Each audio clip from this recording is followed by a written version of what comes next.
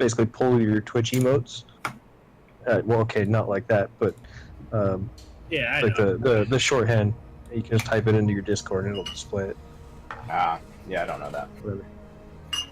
Whatever. It's all that Maybe hidden, something to research when I go home. all that hidden Discord tech. Discord tech, yo. Yeah. Tech kicked in, yo. Alright, nerds. Have fun tonight. I'm out. Idios, Catch you later, Good man. night. Laters. Fuck, do I disconnect? turn on your. Alright, seriously, how the fuck do I disconnect now? Oh, there it is. You hit the ban on yourself. Just self-banning. Yeah. Yeah, that Zap Brannigan one does look pretty good for a Twitch emote. What? I'm not sure if that's supposed to be him crying or him orgasming, but I'm sure No, it can be it's used him for both. singing. It's him singing, but it looks like he's crying. It Like, looks to if me I like have a he mic- just busted a nut. Like that's what it looks like to me. It's so good, man. The velour fog, man. I'm also making a Kif one. Whenever I get that chance, I'm making a Kif one. Yeah, like I said, it's just got to be the Kif sigh. Yeah.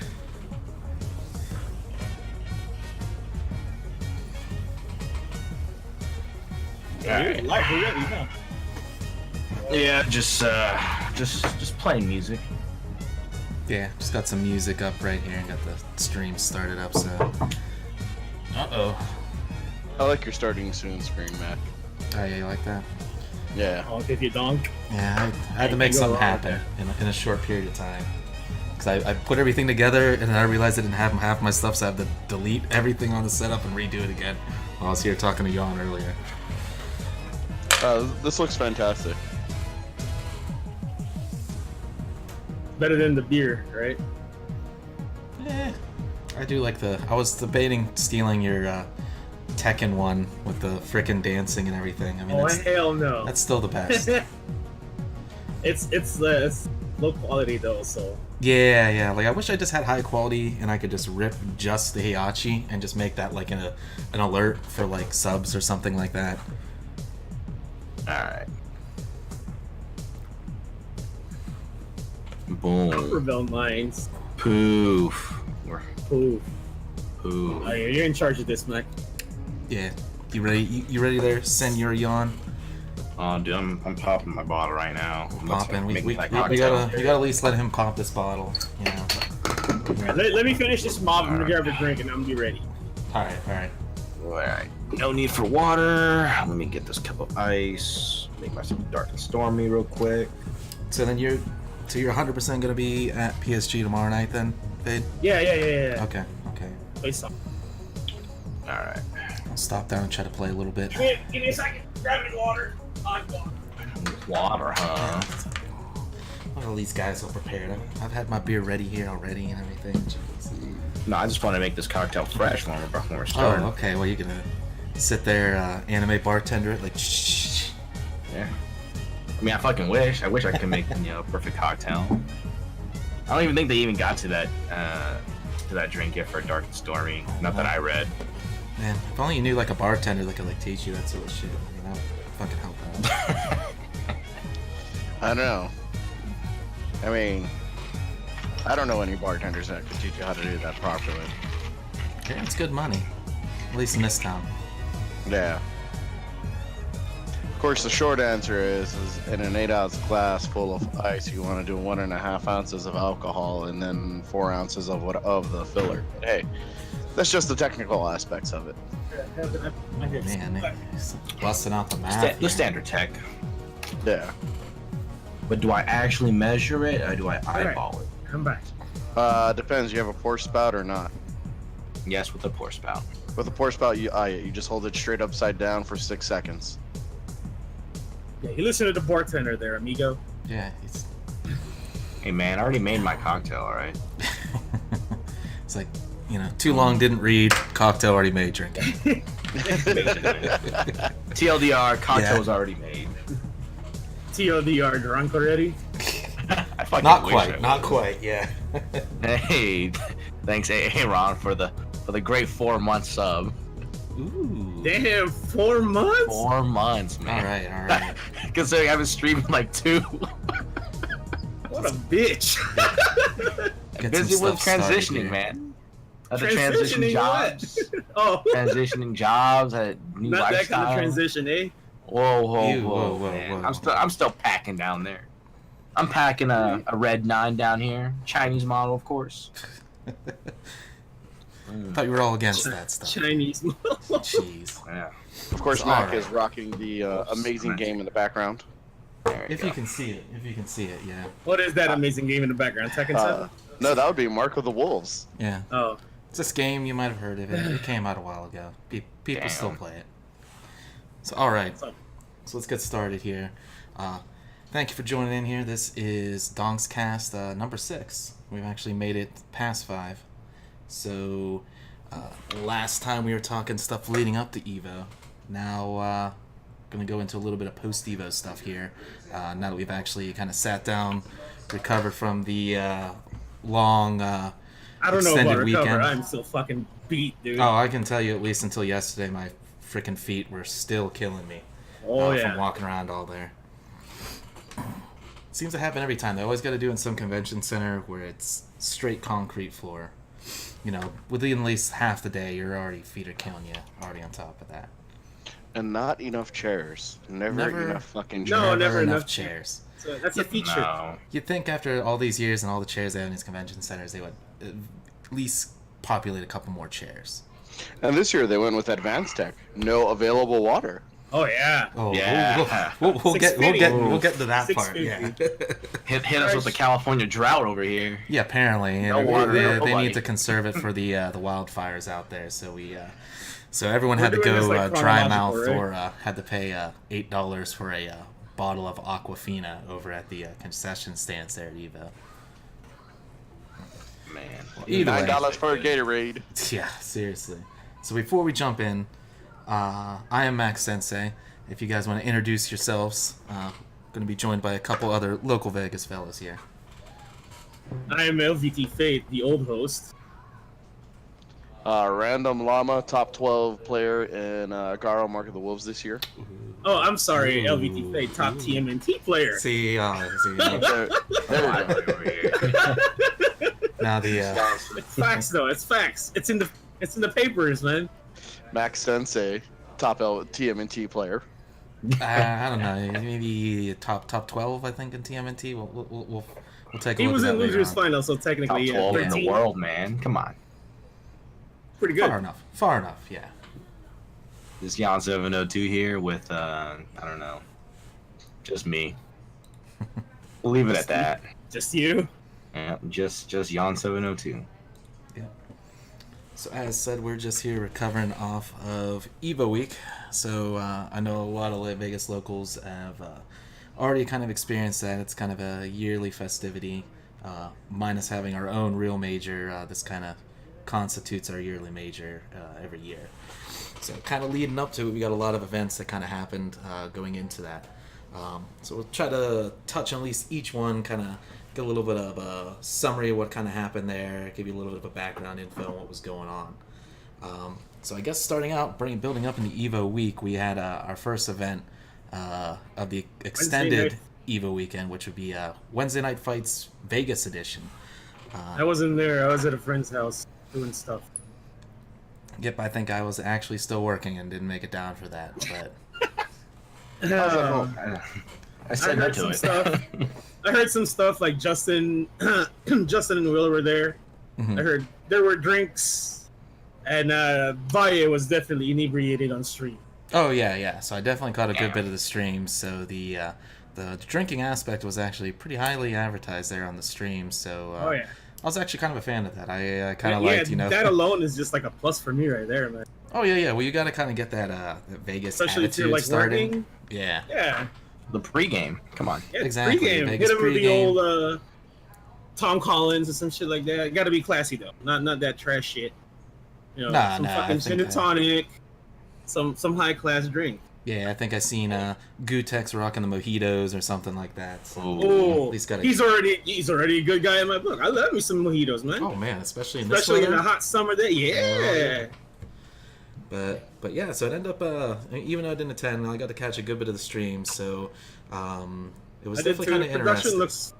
looks already better than the last, what was that, the Dragon Ball event, which looks like they forgot to pay Cox Cable their internet bill. Yeah, but that was technically the first opening event they did at the esports Yeah, but arena. So still. that was like their dry run. So considering that, I mean, it wasn't all right, but there was definitely some things to learn. But I don't think they really ran into anything technical difficulty wise during the stream. At least when I caught it on there, and essentially everything was fairly run pretty well. So essentially, it was a VIA level up production. So he was down here Which to is always a good thing. always a good thing. So he was down here to run the event, set up the stream, and they also kind of did I believe it was level up or SoCal versus Europe in Street Fighter V exhibition to kind of start things off. Oh, did they?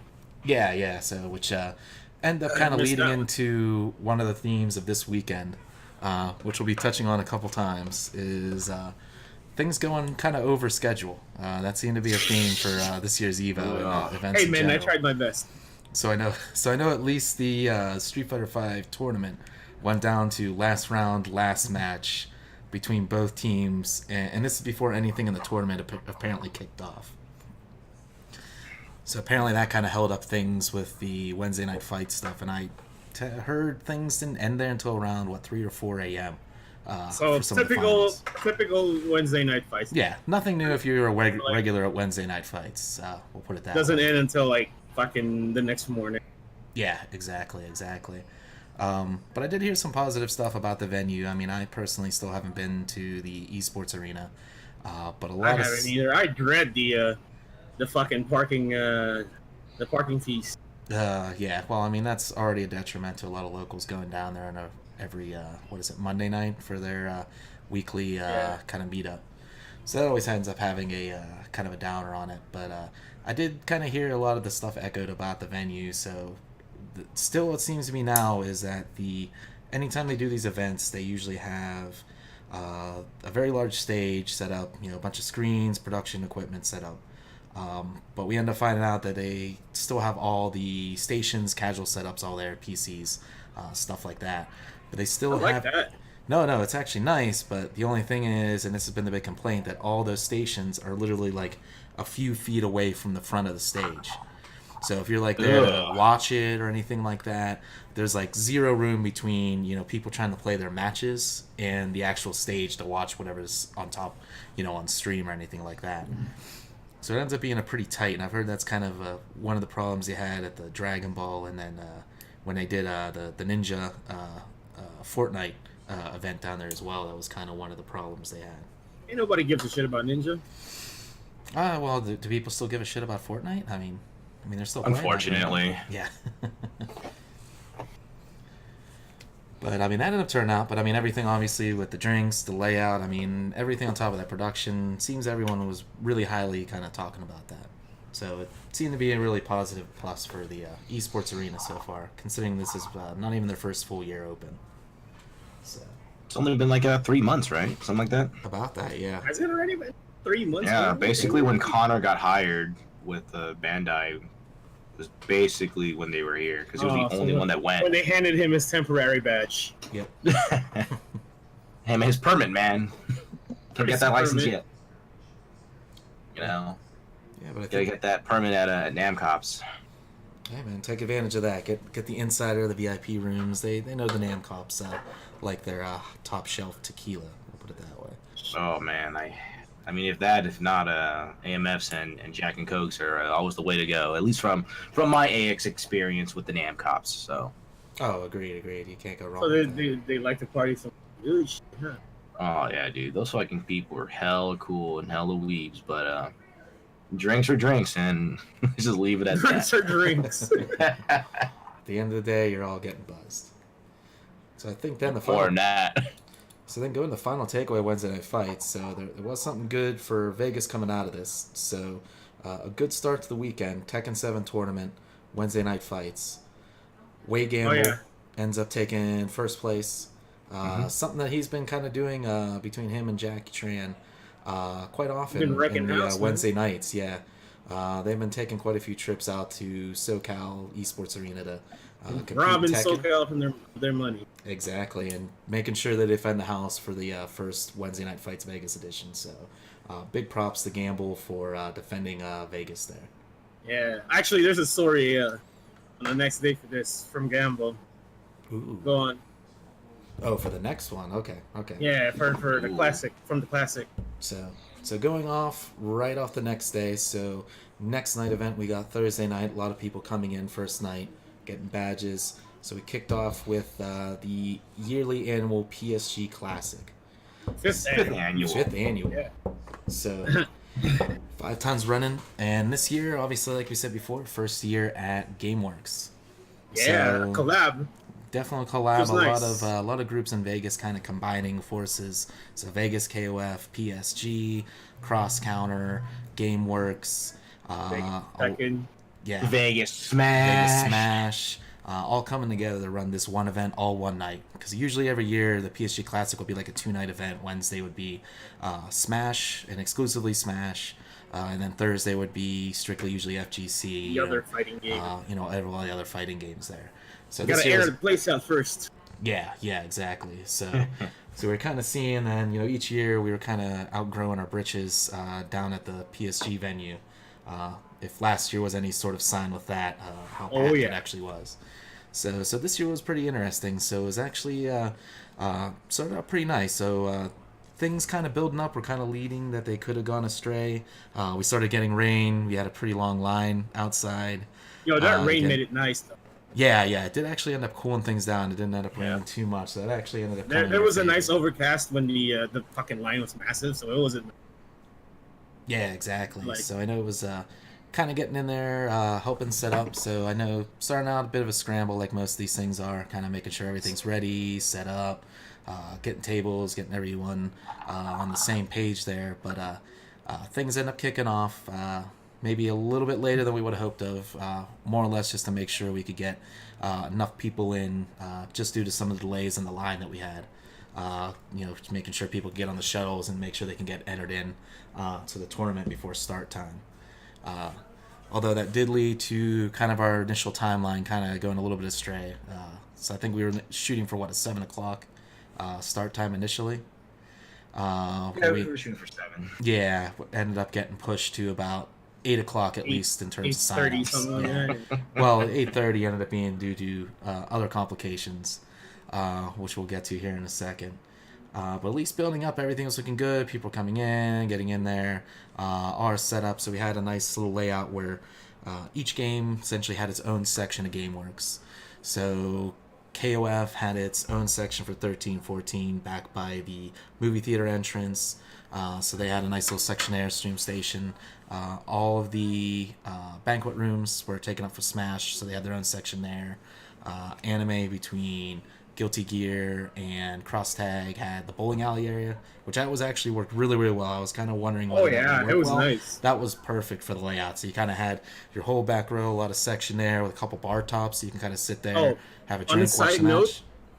On a side note, 90% of the guys that went to fucking 90% of top 8 from Evo for Evo this year was at fucking Gamer Center. So if you missed the classic, you fucked up on some damn good practice for Guilty. Ooh, okay, I didn't Let know me just that. put it that way. Shots Yes, fired. like fucking Nage, Omito, Fumo, fucking Teresis was there. Oh my god, dude, this shit was fucking. I went in there and I can just see fucking Justin smile. I was like, I'm about to get me some fucking practice. Like, get that shit, nephew. Let's go. Yeah, it was crazy. Yeah, there was definitely a couple good phases. I know I didn't get a chance to kind of walk around as much because I was trying to run around, help people get set up, everything along those lines, make sure we had things squared away in our room.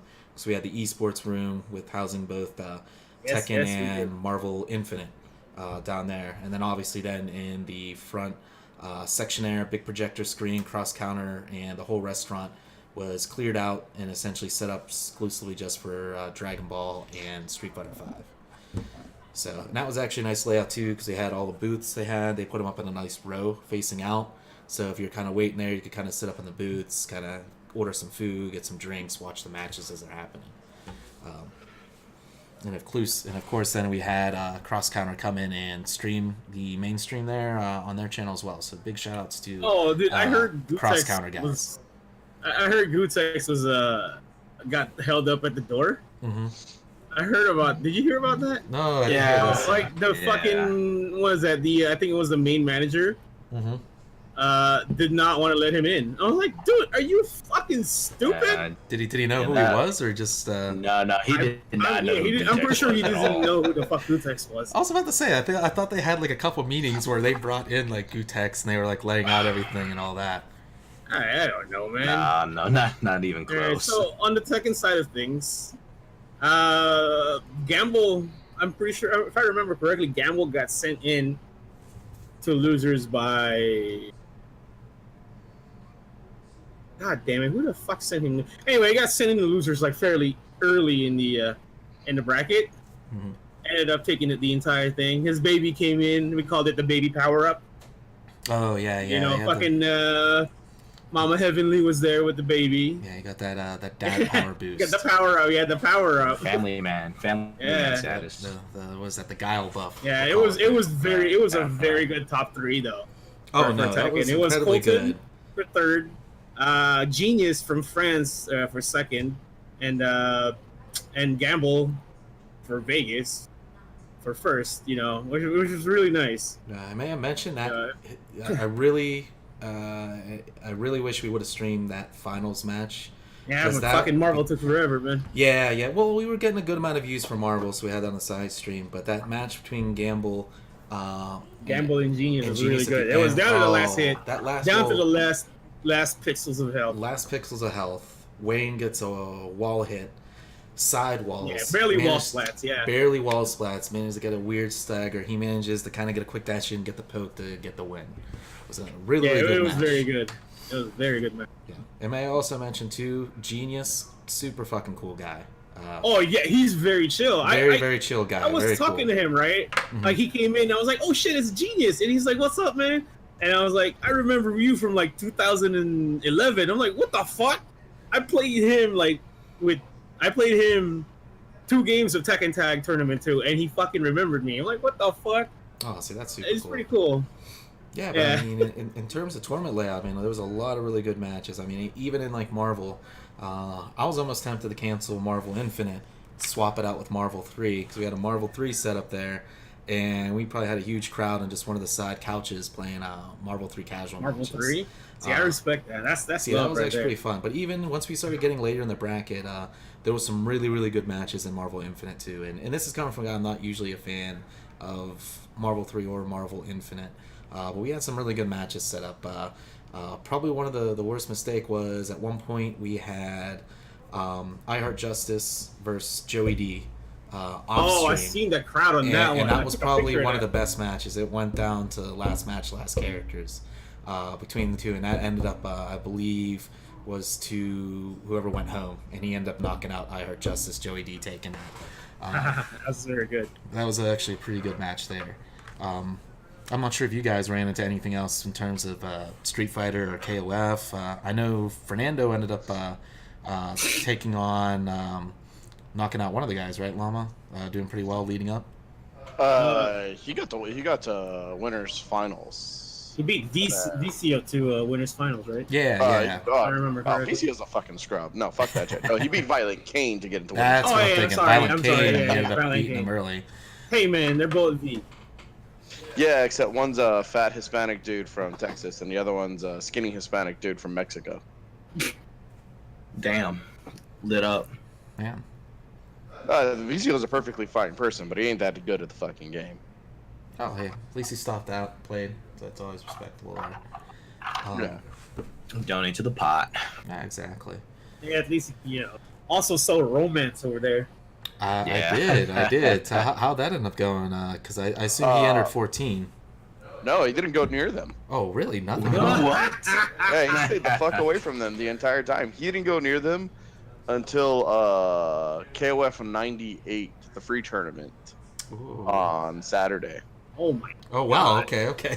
I didn't think it was that long. Okay. So Okay. 2 days Oh, later. Yeah. I did see him over there when he had the 98 set up. Yeah. Yeah, it's the only time I saw them get near Juan and any of those guys. And the thing that was interesting was that, I didn't realize like how bad the blood must really be because he wasn't talking to any of the Mexicans from SoCal either. Oh, wow. Ooh. So the Damn, next time we head out to Neo Dojo, quick shout outs to Gibby, who is currently watching the stream. What up? What's up, Gibby? Neo Dojo, the 25th of this month, which is a Saturday. Anyways, at the next Neo Dojo, I think I'm gonna chat with the. There's the Gibby face. The emote is stronger. Ooh, that is dude, pretty strong. it's so godlike. I'm gonna have a chat with Yoshi about like if they're still cool with him at all, because I'm kind of curious at this point. I mean, it sounds like the central theme is not so much, from what it seems like. Yeah, I mean, maybe I could be misreading things, but I legitimately didn't see him talk to anybody. Oh, wow. Yeah, because I seen him come in, and he actually came over to me and Andy when we were walking in, kind of said hi to Andy, all that sort of stuff.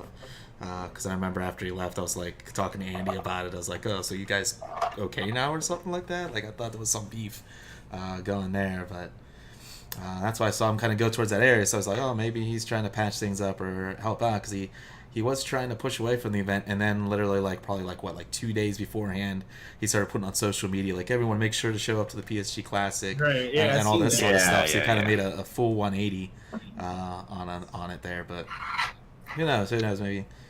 Maybe trying to cross those burnt bridges or something.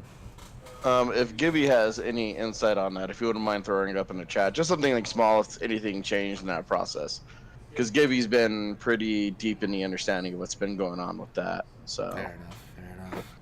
Hey, give me More drama, but let me know. Yeah.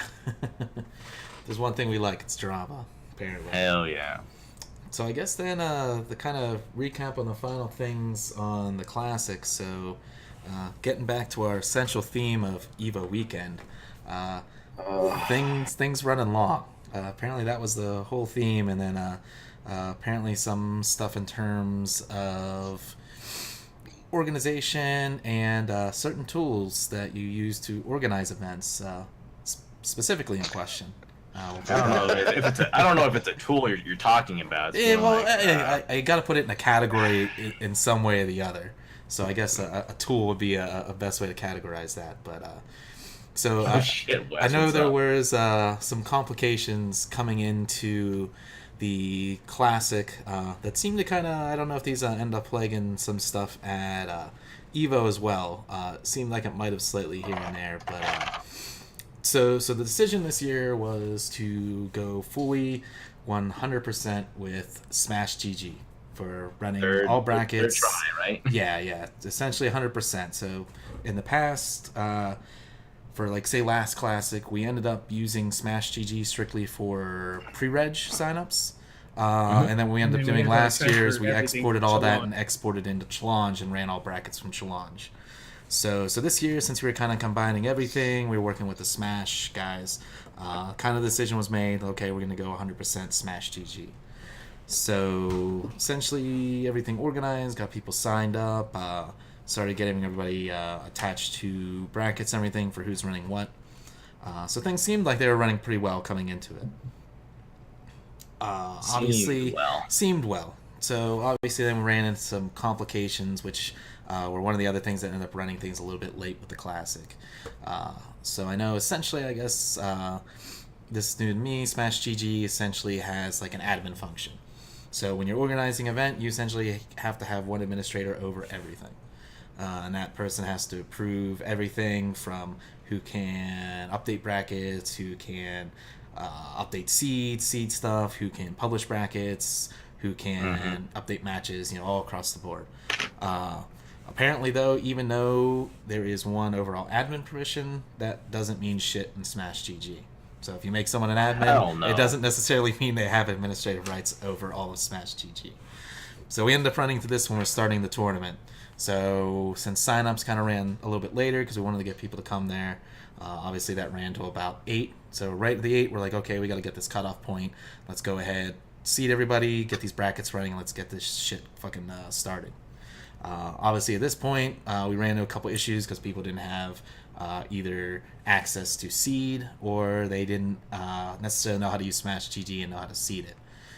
So I know I spent a good amount of time kind of running around a couple places, helping with getting things seated, kind of running through people to make sure everything was going good with that. Additionally, then you found out then too, okay, everything's seated, we're good to go, let's get shit started. Okay, at that point you have to essentially create your bracket or publish it, as they call it in there. Apparently, even though you had administrative permissions, only the main person that creates the event can publish a bracket. Yeah. So this led to some complications, a bunch of people getting out of permissions, all this shit, trying to even get the bracket started. Eventually, I know I had ended up having to get with Andy. I was like, just sign in the computer, I'll fucking publish these brackets, let's fucking get shit started. So after some time rolling out, a little bit of delay of like maybe like 30 minutes there, we finally get these brackets published, everything, and we start getting shit going. So things were actually working pretty well. I really liked some of the organization stuff we did using the chat, an intercom layout to make sure we had like matches called. Yeah, that was pretty good right there. That actually worked really well. Also, I like our little circle of line chat, just for ourselves. Yeah, just to kind of keep updates in there. Like, at least we tried to. At least, I tried to. I couldn't do it once. I was too busy standing on a chair for 5 hours. But obviously, even with that, you kind of run into some stuff where I know I ran into it, even though, Marvel was only about 30 people. You got your Marvel players, they're all playing DBZ, they're all playing Street Fighter, the KOF, whatever there.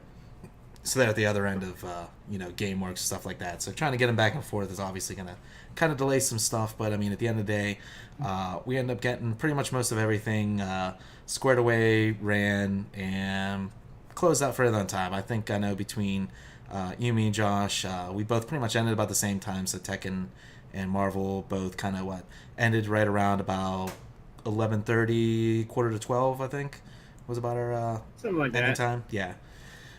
So essentially between that, and I think most of the other events there were kind of about the same too, ending there. Obviously, except one exception, Dragon Ball Fighter Z. So I'm not sure if any of you guys have watched Dragon Ball Fighter Z. It's a very popular game that's been streamed right now. It stars this anime with these Dragon Ball guys. But some bunch of dudes with spiky hairs. Yeah, they scream a lot, shit like that. Scream a lot. Terrible plot lines. Yeah, questionable. Yeah. Questionable plot lines. Yeah, I'll give it that. So essentially walking into it, and I found this was the same case on some of the Evo days that were in pools, as well as Finals Day. The thing about Dragon Ball Fighter Z, cool game, I like it. Visually, everything along those lines, but that game runs longer than any fucking fighting game I've seen. I'm talking like KOF 13. I'm talking CBS. It's longer than CBS 2, man. Like CBS 2. Is it really? Well, yes. Let me put it this way. A lot of these matches, even Dragon Ball F on average, it's coming down to maybe like less than 100 seconds left on the timer when any match ends. Because it's not like Marvel 2 where essentially you catch somebody, you get like one combo, mix up a combo, and that character's dead. DBZ, you're going to have to at least use like 3 level 3s on like a character raw, from a combo into that to even take out that said character. And this is not counting them tagging out, coming back in, healing red life, or even when they break sparkling. When they do sparkling, you literally can't kill a character because any block damage literally just immediately gets revived. So on average, if you look at, say, a finals match in DBZ, you're looking at 3 out of 5 in finals. On average, each match at DBZ, one round, takes about 5 minutes. If it's going the usual distance. A little bit more if it goes like the last end of the timer. So if you're looking at an average where it goes down to literally the last match of the set, you're looking at 25 to 30 minutes per match for DBZ. So once you start getting that, and then once you reset a bracket, which happened in the what ended up happening in finals at PSG, you're looking at almost an hour for one set, literally between 2 characters with a reset. And that's just that. This is not including the entirety of the tournament, because we had, maybe about 70 or so for DBZ, if I remember correctly. Yeah, they're 70 for DBZ, and it was literally a shit show. Also, it did take forever, for seeding and whatnot. Yeah, and even then you're looking at only entering players in 2 out of 3 in pools. But even then you're looking at maybe about 15 minutes per match. So these things end up adding up. I think it was something that was probably not fully accounted for once we kind of started that late with as many people as we got from DBZ. So I know literally that was going to about 3 a.m. I think is when we finally finished everything up there. Jesus Christ, yeah. Which props to the one Japanese player who was willing to go down to one match instead of a reset. Purely because he had 8 a.m. pools the next day and wanted to get out of there. Oh my god. He was a trooper. Yeah. He was a trooper, man. He usually ended up taking it too. So Yeah. So he ended up taking it. So big ups to him. So I didn't even really need to worry about the conditions there for the reset. But overall, I mean, other than a couple things with that, kind of going into it, I felt really good about PSG Classic. I like the venue, like everything set up. I mean, everyone came down there, seemed to have a good time. I think the games layout could use a little bit more tweaking. Yeah, maybe. Well, these things are always like a with learning process. Yeah, like with the fucking Marvel players with by Street Fighter because they play the damn game. Yeah. That was kind of one of the initial things I was thinking is try to keep players that are by the same games together. Because obviously, the good thing for you had most double the players I had. But the fact is that Tekken But players they're all, really like, didn't pure play Tekken anything else. players, They're yeah. all pure Tekken players, so they're all there, all ready to play their matches. I had to I think I was at one point running maybe like one I had match some out of good-ass 4 Tekken, though. stations just because Like it. people were jumping back and forth. But I mean, there's always those couple things to learn, couple things to tweak, layouts. Obviously, going to Challenge next year for sure. Yep. Going back to 100%. going back, But, can't leave Old Faithful. Yeah. So, but even overall, I mean, really happy. I mean, I hope we kind of work together next year, kind of do something similar with GameWorks because I believe they were pretty happy with the layout. I think we were pretty happy with it. So I hope to see that again. Yeah, it was pretty good. I gave Definitely it enjoyable. I mean, there's still something I still didn't like about it. Some of the placement, at least for the Street Fighter side and the DBZ side, was kind of like super wonky. At least for the Street Fighter side, it was so close to one of those like dividers where there was only one entrance in for a row of players, a row of like 6 setups. There's only one way in and one way out. That could have been tweaked, at least with an extension cord to move the tables out somewhere, which apparently they had none to accommodate that. And I was like, are you serious? But you play the hand that you're dealt, so we just kind of made it work. At least Joe did it. I mean, that's always how these tournaments work. You're always going to run into some complication. It's like, okay. And that's what kind of makes or break you if you're going to keep doing these sort of things, is you kind of run into that wall, and you're like, okay, am I just going to break down and never, say fuck it? Or am I going to kind of figure out, okay, we got to get this shit running. Let's fucking try to salvage what we can and make this into a good tournament. So, and I think a lot of people we all got together because I know things were very hectic at the beginning, but once we started like getting the chat together, we started getting these matches running, things started really picking up and it was going pretty smooth. So I was really I happy. lost my with it. voice the next day, so. Oh yeah. I know. I lost Nico my was voice. a fucking. Nico was a big help for me. It was helping me run around, like grab people because I can't see like the back area for fucking the Tekken setups, like the first 3 He's doing setups, his job, I think. man. Yeah, I mean, thanks, Nico. If you're fucking listening, appreciate it, Nico. Nah, he was a big help. Big shout out to Chantel. Yeah. She was essentially what we needed her to be during that whole tournament. She was working the the mic PA on PA systems. We were calling up matches. She was helping out, making sure people were organized, getting brackets, getting things broken down, set up. I mean, she was a huge factor in making sure everything got up and running. Another big shout out to Justin too, coming out doing the stream for Marvel, as well as helping getting everything set up in the esports room and around there. So that was a huge help. And especially too because he had to turn around and then run another event the next day and then run Killer Instinct on Saturday at Anime Evo side tournament for that as well. So he was there. Okay. Oh no, he was a busy guy that weekend. So I know I think we definitely all owe that were. guy a drink for sure. Next time I see him. Yeah, we ended up like splitting the pizza. So I'm like, fuck it, you haven't eaten yet. I haven't eaten yet. Let's do this. So yeah, so that was a classic here. So let's get moving on to the real meat of this sandwich event, weekend. come on. So Get it on. Evo. So coming in Friday. A lot of people, I'm sure, were tired coming in. I know I got like 3 hours of sleep coming into freaking Saturday for my 9 a.m. Virtua Fighter pools. But coming into the venue, so I guess we can start out. We're back at the Mandalay Bay convention center, I guess we'll call it, event center. It's a convention. Yeah, it's the convention center. But technically, I guess I'm not sure if it was technically the same hall, a new hall, or at least an extension of the hall from last year. So if I remember This correctly, is a different hall. Different Yeah, it's hall, a different yeah. hall. okay, that's what I was thinking there. So essentially, before Evo came in, you'd come from the stairs from the parking garage and immediately right there. This time, a little bit down the hall, kind of close to the food court lobbies. But definitely, I mean, I felt like this one was at least half to double the size of the venue space from last year. Oh yeah, I which- think it was massive this year, man. Yeah, which was definitely Yeah. nice. Like I felt like at There's no a lot of point did I space. even cover the whole ground of the Evo floor. Like I don't even think I went all the way down where they're doing the Street Fighter pools and main stage down there. I don't even think I even got that far during the entire event during that process. I know most of my time was probably spent in the back area by the side tournaments and Anime Evo section. So I know going into that, what do we want to touch on here? Because I know you guys had a little bit of the insider info helping out with Evo judging this year, working on a couple items there. I didn't get to work until Saturday, so come back to me.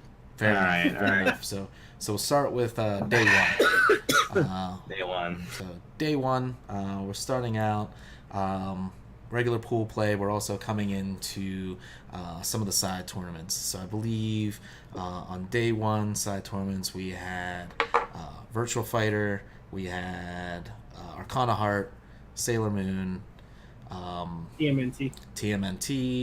I believe was it Marvel 2? Was that on Saturday? Or no, they had initial pools for ST on day one, and I believe some of MVCI was run on Friday as well, at least in terms of the side tournaments. I know there was a couple other ones there in terms of side tournaments. I believe they might have had at the Anime Evo side, Dengeki might have been played on Friday if I remember correctly.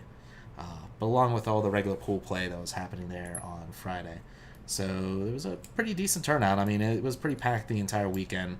I feel like probably we got the bigger crowds on Saturday, obviously. But Friday was no slouch. So I know coming in, at least from my perspective, coming in there, we were looking at the Virtua Fighter tournament run by Yuki. VFDC. VFDC, as well as them, good Dropkick, people. I believe. And it was streamed by Escaping Workforce, Yeah, if I remember correctly. Good guy. I met that guy last year at the class. yeah, Nice guy. most of them are all really nice Very guys. enthusiastic. Yeah, they're all super enthusiastic. That's what I really like about the VF community there. And it was actually really nice to see kind of them get together because I mean, it was kind of on the decline, but it started to pick up, especially starting a few weeks ago with CEO hosting a side tournament, which actually got a pretty big turnout.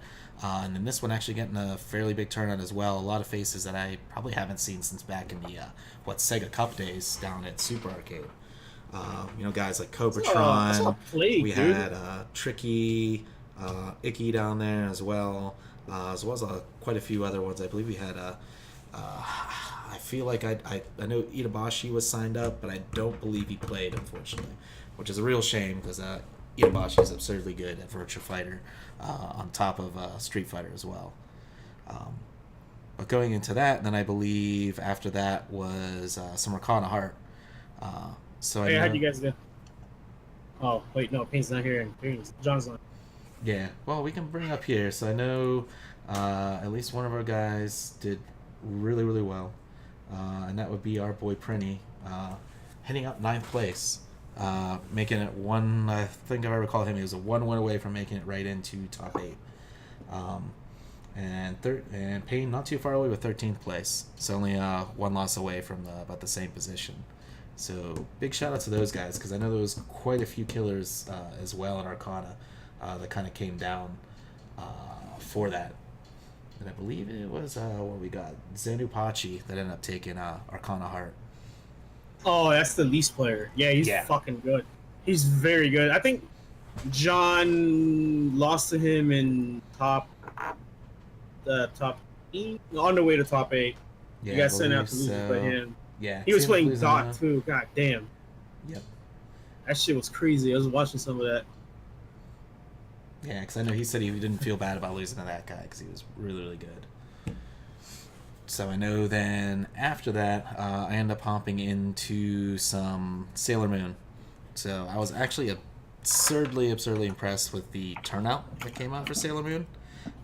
For a game that is how many damn year old that never was released in the States, Japanese only, and it turned out being pretty damn good turnout. Like I think at one point, freaking Gutex was over there doing interviews, and they're trying to explain to him all the mechanics and how solid it is of a Street Fighter game. If you ever played any of those, because it came during that era of 1996, 97. About that. It came, That's practice mode. Yeah. What the fuck? Which was unheard of for that time, and it was actually a pretty robust practice mode too. For at least for the time, we'll put it that I way. also credit Neo Russell was there, who I think was the fucking brains of the era on the old retro fighting games. I credit him to be the one that started it because fucking Toronto started running Sailor Moon, and and because of that, fucking TMNT got in the limelight. Yeah, I think People you're actually started right. fucking, it started running. People started fucking playing the game. People figuring out nasty shit. People enjoying the game. Now we're getting TMNT. Was that Super TMNT or? Yeah. So we'll get into that. So, Super. So next game of the day, kind of coming at least for us, is TMNT Tournament Fighters.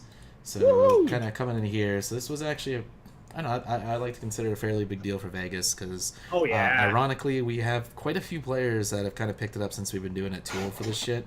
And I think we rolled, about 8 to 9 players deep into TMNT for the tournament. And pretty much, I believe, most of said players made it all within top 12. Top 12 to top 16. Buddy. So I was super happy about that. And that actually ended up being a really exciting tournament. Because I know at least mine and Payne both ended right at loser brackets, getting bopped out. But I know at least in terms of top 8, we at least had 3 people in top 8. Prinny, who played absurdly well with Armagon. I didn't know he had a fucking Armagon, dude. I also didn't know he played Raph. I know. What the hell? I thought he was strictly a Cyber Shredder player, but I was held wrong. And then I also didn't know he was a very large Filipino man. But so Fade ended up taking his place in tournament. Ended up losing to a nostalgic first round. By the way, fucking that guy is, he's fucking. No, he's fucking good. He was pretty good. Very Yeah, fucking good. like there was surprisingly a lot of really solid players that came in here. And the funny part is, I think a lot of the consensus for a lot of players was like, "Oh shit, I haven't touched this game in years," and then a lot of them end up doing absurdly well in the game. Yeah, man. The old tech. So beyond that, we ended up having Hitbox Trophy Club, who ended up making a very impressive 4th, as well as Rock Howard 2K. And actually, ironically, they ended up having to play each other in losers bracket, and Felix ended up having to knock Trophy out. But it ended up coming down to Felix really running a train from loser bracket, getting to grand finals, resetting the bracket.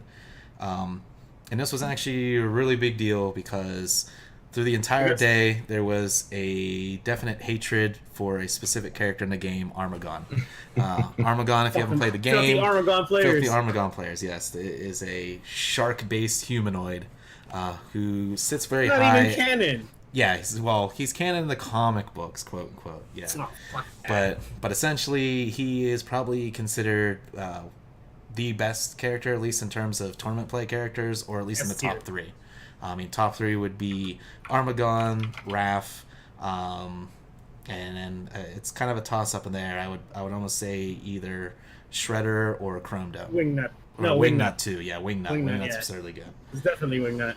So Rock Howard end up essentially Lord BBH was completely dismantling people the entire tournament with his Armagon. I know I end up having to play, and I got my shit pushed in by that guy. Essentially, Armagon's got a really absurdly good corner trap throw setup that's essentially an infinite. Essentially an infinite.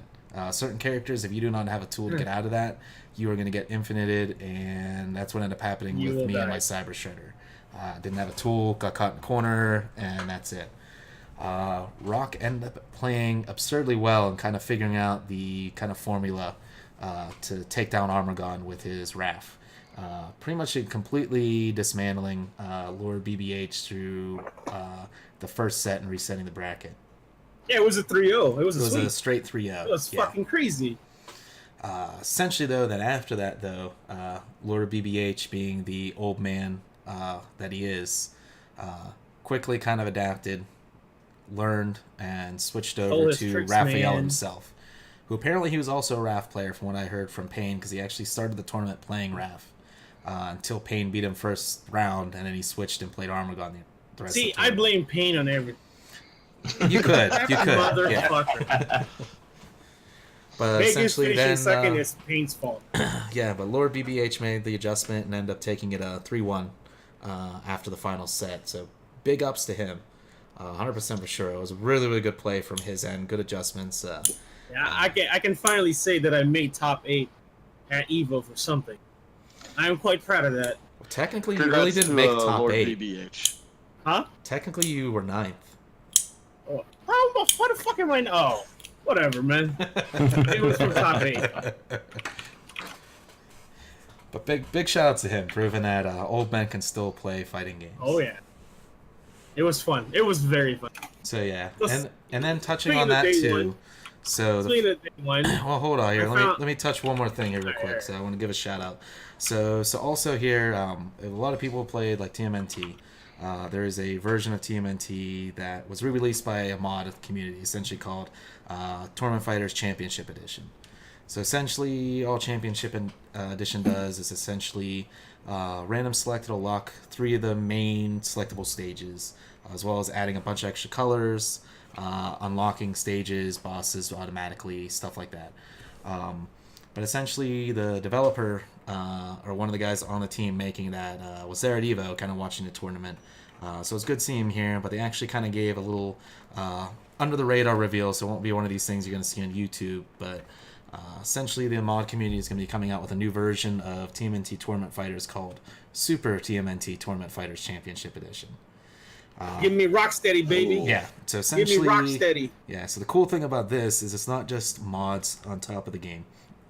They're actually be adding new content to the game. So what they're going to be doing is they're going to be taking, for anyone that's familiar with the Tournament Fighter games, when they came out, there was essentially 3 versions. There was a Super Nintendo, a Genesis, and a Nintendo version. Super Nintendo is the only one that's really good. The rest of them are pretty much trash. But the difference is that each character essentially, or each game had its own gameplay and a character roster. So part of what they're doing with Super is they're going to bring all the characters that were in the Genesis version and port them all over the Super Nintendo. So characters like Casey Jones, Krang, April O'Neil, stuff like that are all going to be brought over to the Super Nintendo version, and they're going to be tweaked balance-wise to kind of play in that engine. And what they're also doing too is the 2 boss characters in the Super Nintendo version, Rat King and Karai, will both be balance tweaked to make them tournament legal, so that way they're not too overpowered. And additionally, and this is the super cool thing, these guys go in the extra distance. So they're actually creating one brand new character for the game that was not ported from any other games. So if anyone's familiar with Chintzy Ninja Turtle lore, there is a female turtle called, what is it, Mona Lisa, or I might be getting it wrong, who the female turtle is. But she was I know who you're talking about, but name escapes me. No, it's not her. It's another one that was a female character from the cartoon. But essentially, they're making their own original. Yeah, Venus. Thank you. See, Gibby knows it. Thank you, sir. Oh, thank you, Gibby. Damn. So they're bringing over Venus, and she'll be essentially all her own character models, animations, all created by them. And the cool thing is too, for people that played the NES version, she's essentially going to be based off of all the move lists of the turtles in the NES. So a lot of hand-to-hand moves, so she won't be weapon-based. But they're creating essentially all original animations and everything for that character. So We put in a lot of work. no, it's super impressive technically for a game that came out like almost 20 goddamn years ago. 2 decades ago. Yeah. Jesus. So big ups to Cannot those wait to guys play for that, actually yeah. making I cannot something wait to pick it up. pretty cool. Yeah, I'm super pumped. Gonna I'm be interested to see where they sick. go with it. So yeah, so that was pretty fun with Turtles there. So okay, I think you had something going there too, Josh. Do you want to touch base? Oh yeah, there's shout outs to that one guy, that one fucking single guy with the Alpha 2 setup. You're the best. Ooh, with the Hello Kitty Oh, yeah. TV. Yeah, with the Hello Kitty fucking TV. Shout outs My to San God. Diego, because that's where that Yeah, San fine Diego. gentleman came Apparently they know of us. They know too old for this shit. So I'm like, dude, why don't you come over? Let's play some Alpha 2. Yeah, I've actually BS because a couple of VF players are from the San Diego area, and I think that's how we end up kind of getting to know those guys too. So big shout outs to San Diego. Props to those guys for bringing the Alpha 2. Yes, play Alpha 2. I highly Play Alpha encourage. 2. Play V7, play Alpha 2. Yep. Fun game. Please pick Message a it character other than Sakura. Hey, shut up. I'm trying here. Pick Birdie. Sure about No, that? Sure. nobody wants Birdie. Birdie? Who played Birdie? I don't do that shit. That's a horrible pick. But that was Friday. So I'm not sure if anything else for you guys is of note on Friday. Because I know by the time Turtles ended, we were pretty much all, let's call it a day. Because that was a long-ass freaking day. That was a long. I think that all ended right around, like, midnight or 11:30, something along those lines that day. So Evo Day 2 coming in. Woo, buddy. So this The is fun. Yeah, so this was a pretty big day on multiple levels there. Oh yeah, well I didn't get a chance to touch anything for Soul Calibur Smiley, but I did hear some very good things, and I have to sit down and watch those finals because I heard the finals were absurdly good in the Soul Calibur 6 side tournament. So I'm gonna have to sit down and watch some of those ones there because apparently it was a very, very good exhibition between that. There was actually some absurdly good matches on Friday I was watching of the new Dead or Alive. So apparently they had a side tournament for that, and people were picking up the new Dago character and doing like absurdly good day one stuff with that guy. So, There you go. yeah, so apparently he's the new DOA's answer to Miguel, essentially. Of So course. Street Fighter style Just kind of fucking street racist. fighting. He's actually probably Big the coolest brawler, looking huh? character in the game, though. If you watch the trailer for him, he actually looks pretty damn cool. I'll give him at least that. They're going with a better art style in DOA 6, so. But at least leading into day 2. So Saturday was a pretty big day, too. So there was a lot of tournaments going down on Saturday. So I know I started out my day with one of my favorite shitty games, Akatsuki Blitzcom. I can't say what we call it, but you know, Everybody knows what that's called. yeah. I'm assuming that everybody knows the other name for it. Yeah. So essentially, I got to start out that, and I was actually absurdly surprised that there was actually a couple Japanese representations in the bracket, both of whom I had to play back to back. So that was actually pretty fun having to play some Japanese players, especially considering I actually did pretty well, taking at least a round off both of them and forcing one of the guys to switch out his troll character pick to an actual serious character. But that started out with that one. I'm trying to recall after that. After that, I know I had my Tekken 7 pools. So my adventure in Tekken 7 was pretty fun. We can start out with that. You was on stream. So I've seen that. I did get to play on stream against a lesser known player by the name of Rip. Low tier Indian. Yeah. He plays Law. So if you're not familiar with the character. So it's a fun story with this shit. So essentially, I got to play Rip on stream. So essentially, the way they do this at EVO, if you ever had to go in there, they'll usually have your pool play, and they'll usually reserve matches, and they actually have like guys, and especially this year starting out, which I liked, that are strictly working stream. So they're going to be going out to each station, kind of making sure, hand-picking those matches that look good as the bracket starts unfolding to kind of put up on stream. So I end up winning my first match, which puts me against Rip next match. So they end up sending us up the stream. We end up having to go in there. So we end up, okay, you got to wait till this match ends, and then you got to wait for a 10-minute cup noodle advertisement block before you can actually get up on stage and play your match. So I'm like, okay, whatever, cup noodles, yeah, they're paying the bills. So we go through this, get up on stage and rip. And rip being rip, there's always some sort of weird drama. So first thing, we have to make sure, okay, I need to make sure everything's set to 720p. We can't have this 1080 stuff lagging on the PS4 or anything on there. So gets on the PlayStation, ends up going to change the signal, and he takes down the stream. So that's what happened. No, everything goes. Signal goes blank. It takes him like a good 3 minutes to reestablish the stream signal. Everything there. So okay, we get past that part. So all right. Then he's like, okay, we need to make sure we desync all these controllers. So we start going in, start trying to desync controllers. But he's going in the menu, goes forget, comes back, controller's still there. Okay, whatever. Go back in, forget, controller's still there. So I guess there is some sort of glitch, at least on the PlayStation Pro model, where if you change resolution and then try immediately going into desync controller, won't happen. Big no-go, yeah. So he spends probably about a good 5 to 10 minutes trying to do this, arguing with the staff. Why would these desync? We need to desync these. And meanwhile, I'm just sitting there laughing, and me and the staff are just like, just restart the fucking PlayStation. Just fucking restart it. Let's get this over with. Oh, you sure I can restart? It's just like, just fucking restart the PlayStation, man. So eventually restart. Okay, bam, up, ready. I'm like, okay, are we ready to play some Tekken? Like, all right. Get in the Tekken, get my fucking shit pushed in. Because apparently I fucking suck at the fucking law matchup. I don't know how many fucking slides. I at least blocked 2 slides. I think I ate every other slide he did after that. Yeah. But yeah, we probably blew about 20 minutes just trying to get everything running just to play those matches. So that was my Tekken adventure. Super iced off. Yeah, super. Well, you got to add then the extra 10 minutes for cup noodle ads. So it's like I had to wait freaking 35 minutes to play my Tekken match. Just sitting there waiting for it.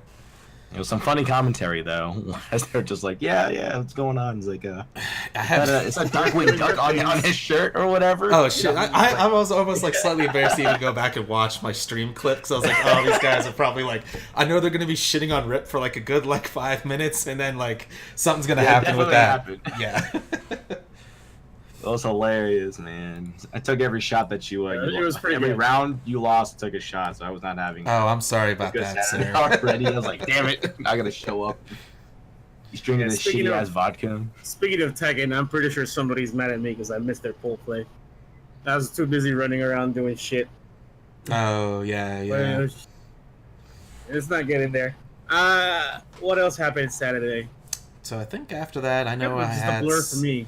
I know I had some Windjammers after that, along with some PSAT. Dude, that was bullshit, by the way. Well, I mean, yeah. I mean, that's kind of one of the other things with scheduling. It's fucking... Why would you reschedule a fucking 1 p.m. poll to 12,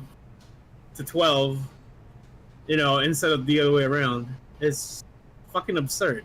Well, that's uncalled for, man. Well, I'm kind of the mindset that, okay, if you're gonna start publishing pool times, once you publish it, you gotta have set in stone that, all right, this is the time it's happening, because you're gonna start getting people viewing it. You can be late, but you can't be fucking. You can push it, but you can't change it to early or anything. You can push it back, but you can't push it forward.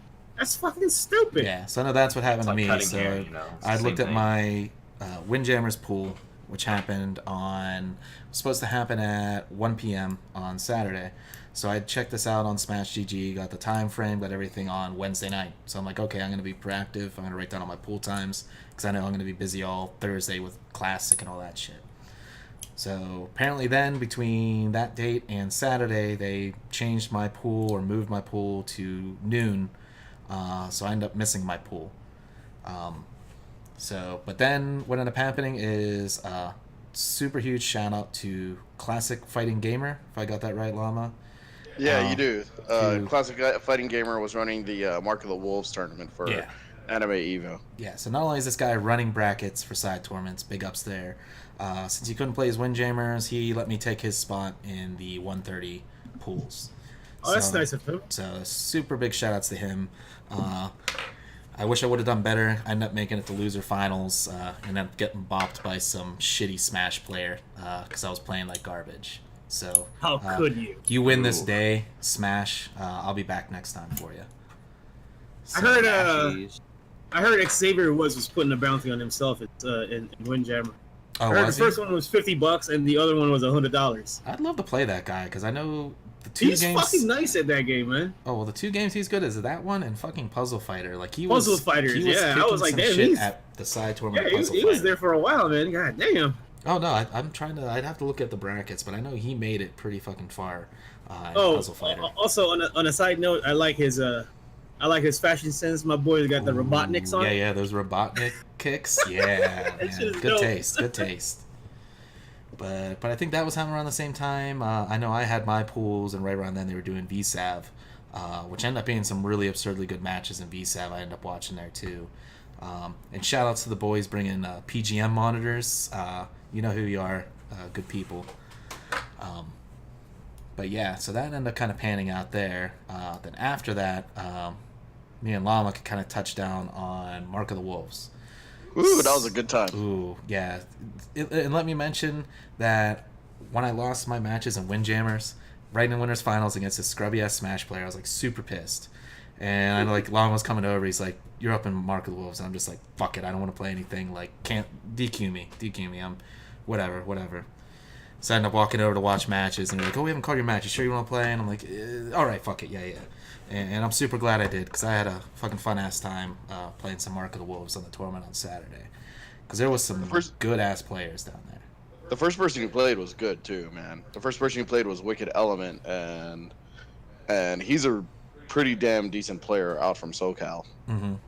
Well, did I play Wicked Element first? I thought. Yep. You sent him to losers. Oh, did he double Jeopardy me? No, I want to play. I want to be limiting Wicked Element later on in the tournament. Oh, because I know I had to play. Who did I end up having to play? No, I don't think I played. I think he was the one that knocked me out of losers. Because he was playing T-Zoc, right? Yeah. Yeah, because I had to play a T-Zoc mirror against an initial guy. But he's I had to play him in losers because he's the one who bought me. Because I remember playing him down at Neo Dojo. Because I had to play him later on. Because I know I ended up losing to him. And I ended up losing to the guy that won the tournament. Tamura. Yeah, Tamura, who is absurdly good. Like, I'm gonna be open about it, man. That guy's unfair. He's legitimately unfair. Maybe. I'll just say he's really, really fucking good. He did 80% in the middle of the screen off of a counter hit DP. Jesus. Good Yeah, God. that was absurd. Remind you, this is tournament match too, so just fucking mid-screen recognizes, because he gets it off the counter hit too. He recognizes the counter hit, knows the situation, bam, gets fucking 80% off that. Yeah, you got double jeopardied by Wicked Element. So you put him into losers, but then he eliminated you. Okay. Damn, fuck. Now I'm kind of pissed about that because if I remember, I played good against him initially. God damn. No, it. I did. Okay, now I remember the second match. Yeah, in that first match you played fucking great. Like you played super smart. In the second match you played terrible. Like you're just doing a bunch of bad decisions. I made horrible decisions that second match because I was actually playing very well because I know even when I played TMR, even though I probably spent about 98% of the match in the corner, like I still felt good about how I played. Wait, TMR? The Mexican runner was there? Yeah. Yeah, that's what I said. Yeah. Yeah, So he may want to Tamura- change that. Yeah. Yeah. Tamura's screen name is actually TMR-MOW. Yeah. Well, technically, the Mexican runner's gonna have to pay him the royalties because he got it first there. Yeah, Tamura's been around for a minute. Yeah. Okay.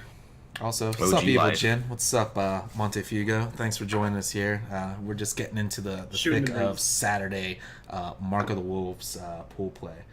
How So- far are we in the timeline here? We're like, what, Saturday afternoon? Yeah, so this is Yeah. probably about late Saturday afternoon. We're Afternoon. talking like 2-4 o'clock, so this is finishing up. So there was absurdly good matches, kind of panning out because I know you were working pretty much the mic for most of that tournament. On For a good stream chunk, there. Yeah. So big ups to you, kind of working the mic. Because I think you were mostly kind of going side to side with Nocturnal, right? Kind of working. Kicking it with Nocturnal, which was a good time. Nocturnal, the guy knows so much about the game, and he was able to point out all the little things that really mattered, and it's crazy how good that guy is. So, Yeah, definitely. And also, yes, I do know who you are, Montefigo. What's up, Hugo? How you doing? So yeah, because that was actually super fun to watch the matches. Like I said, even though when I was playing against DMR, I had a super fun time. I know I was telling you I was super pissed because I had that setup and into a freaking Just Defend into 720 that I fucked up. That I was really, Yeah. really angry about because I had that saw red that. the whole time, too. Yeah. So, but yeah, it was an amazing tournament. The matches were really good. Big shout outs to all the Japanese players. Tamura, Aru, Amemori, Colossus, and Gren. It's just unbelievable, like how crazy that game is at top play. Oh, no, agreed. And, And big shout outs it's kind of cool. to Gibby and Nocturnal for placing really, really well against all that competition that came from Japan, too. Freaking Nocturnal placed fourth in this murderer's row of players, man. Mm-hmm. So he lost to Tamura and Amemori. So, and just for people who are curious, Tamura is the best Marco in Japan, and Amemori is the best Terry in Japan. Mm-hmm. Yeah, his Terry was absurdly good. Yeah. And Aru, the guy who took second, he's the best Hoku Tomorrow in Japan. Gods, huh? Yeah. It was definitely Pretty good. good then. Aru did this really, really nasty thing in the corner where he did this reset setup where it's literally an unblockable. Like, you just get reset, and the moment you touch the floor, because the super startup is instantaneous, you don't even have time to just defend or block. So you just wind up eating a combo, then immediately eating a super. Big damage, huh? Oh, yeah. Yeah, there's definitely some nasty stuff in that game. Big boy Damage. But it's good seeing that get more play, because I know I was getting some play for a while, and then kind of died out. Stop playing new games, man. Play old games. They're all better anyway. Yeah, well, you got to give props to SNK for the PS4 release, because I think that kind of really revitalized some stuff of the game, getting people playing it again. So Yeah. which has kind of been the same deal since 30th Anniversary Edition came along. You're seeing a lot of people now hopping back onto ST and the Alpha games and Third Strike now. Like, I didn't even get a chance to sit to check out anything with the Third Strike side tournament or the CVS2. That was a Third Strike side tournament? Yeah, so they had Third Yeah. Strike, they had CVS2. I got to catch a couple matches in ST because I was over there kind of helping them with some setups. But ST had a ton of people. Like, they literally had to have pool play between Friday and Saturday for the amount of players they had. Wow. Because that was still another Yeah, it was qualifier as well for the Tournament of Legends. And that was not a cheap tournament, man. If we registered on site, it was $40 to get into that boy. I respect boy. that. I respect that. It's like, hey, you want to Yeah. play, you sign up early. Big If baller, you're gonna man. get there in, that's the price you pay for getting there late for entry. How did Yeah, Paul didn't Choi do take in, second? by the way? I believe so. I'd have to double check on that to find that out. But I know there was some killers in there too. So Paul went 2-2. Damn. nice. Yeah. Nice. First time I've heard him go 0-2 or 2-2 in the ST tournament. Yeah, he's It's usually pretty. he hasn't been up on his practice much, so it just kind of happens that way, right? Yeah, I mean that's kind of how it goes, especially with some of these older games. You know, a lot of people, you don't play it all year, and then you go, oh shit, they're playing this. So yeah, I'm gonna jump on that. And what was your question, Jan? I missed it. Didn't Choi take second? Sorry. Choi did not take second. Choi Wait, took who was third. top 3? Third. Damn. Yeah, I got those mixed up. Tomo took second. Number one, the guy who won the tournament is a guy named Reno, who Yeah. won with Dictator. Oh. Yes. No, Yeah. ST in Street Fighter 5 was won by Dictator. Okay. It's a fantastic weekend for Shadowloo. Yep. And Wow. it gets even better. This guy has another thing in common with Problem X. They're British. No. Think about the device they used. Oh, pad players. Wow. This motherfucker won with a pad. Oh, For ST. For ST, Wow. That's unheard of. I'm sure he was getting shit on for that the entire tournament by everybody there too. Inconceivable. It's fucking bonkers, man. And it's not like he had to play like he had an easy time, man. He had to run into fucking Honda. Tanya's Honda, nonetheless. Tanya running into a Honda Honda's your fucking dictator scary. sucks. Running into a Tanya's Honda when your dictator is even fucking worse. It was like it got down to the wire, but man, that shit was bonkers. Man, I'm gonna have to watch some of those highlights for that because I'm sure that one had to have been streamed there too. Oh yeah. I didn't get to catch any of this live. I caught her only on the stream. Yeah. So yeah, you should be able to find it on YouTube already. Sick. That is going to be some viewing pleasure later on. So they had quite a few pretty big profile tournaments, and I know I didn't even get even though they had it on stream for like the top 8s, I didn't get to watch top 8 for ST that was on there, or CVS2, or Marvel, or even they had freaking top 8 for Sam Show 2, which ended up being pretty crazy with that as well, that they had up on the side screen. Yeah. But I know leading up to everything here, so a lot of the stuff was wrapping up that day, a lot of casuals. Like, they actually finished fairly early in terms of the side tournaments in the Anime Evo, so big ups to all the Anime Evo guys for running a tight ship.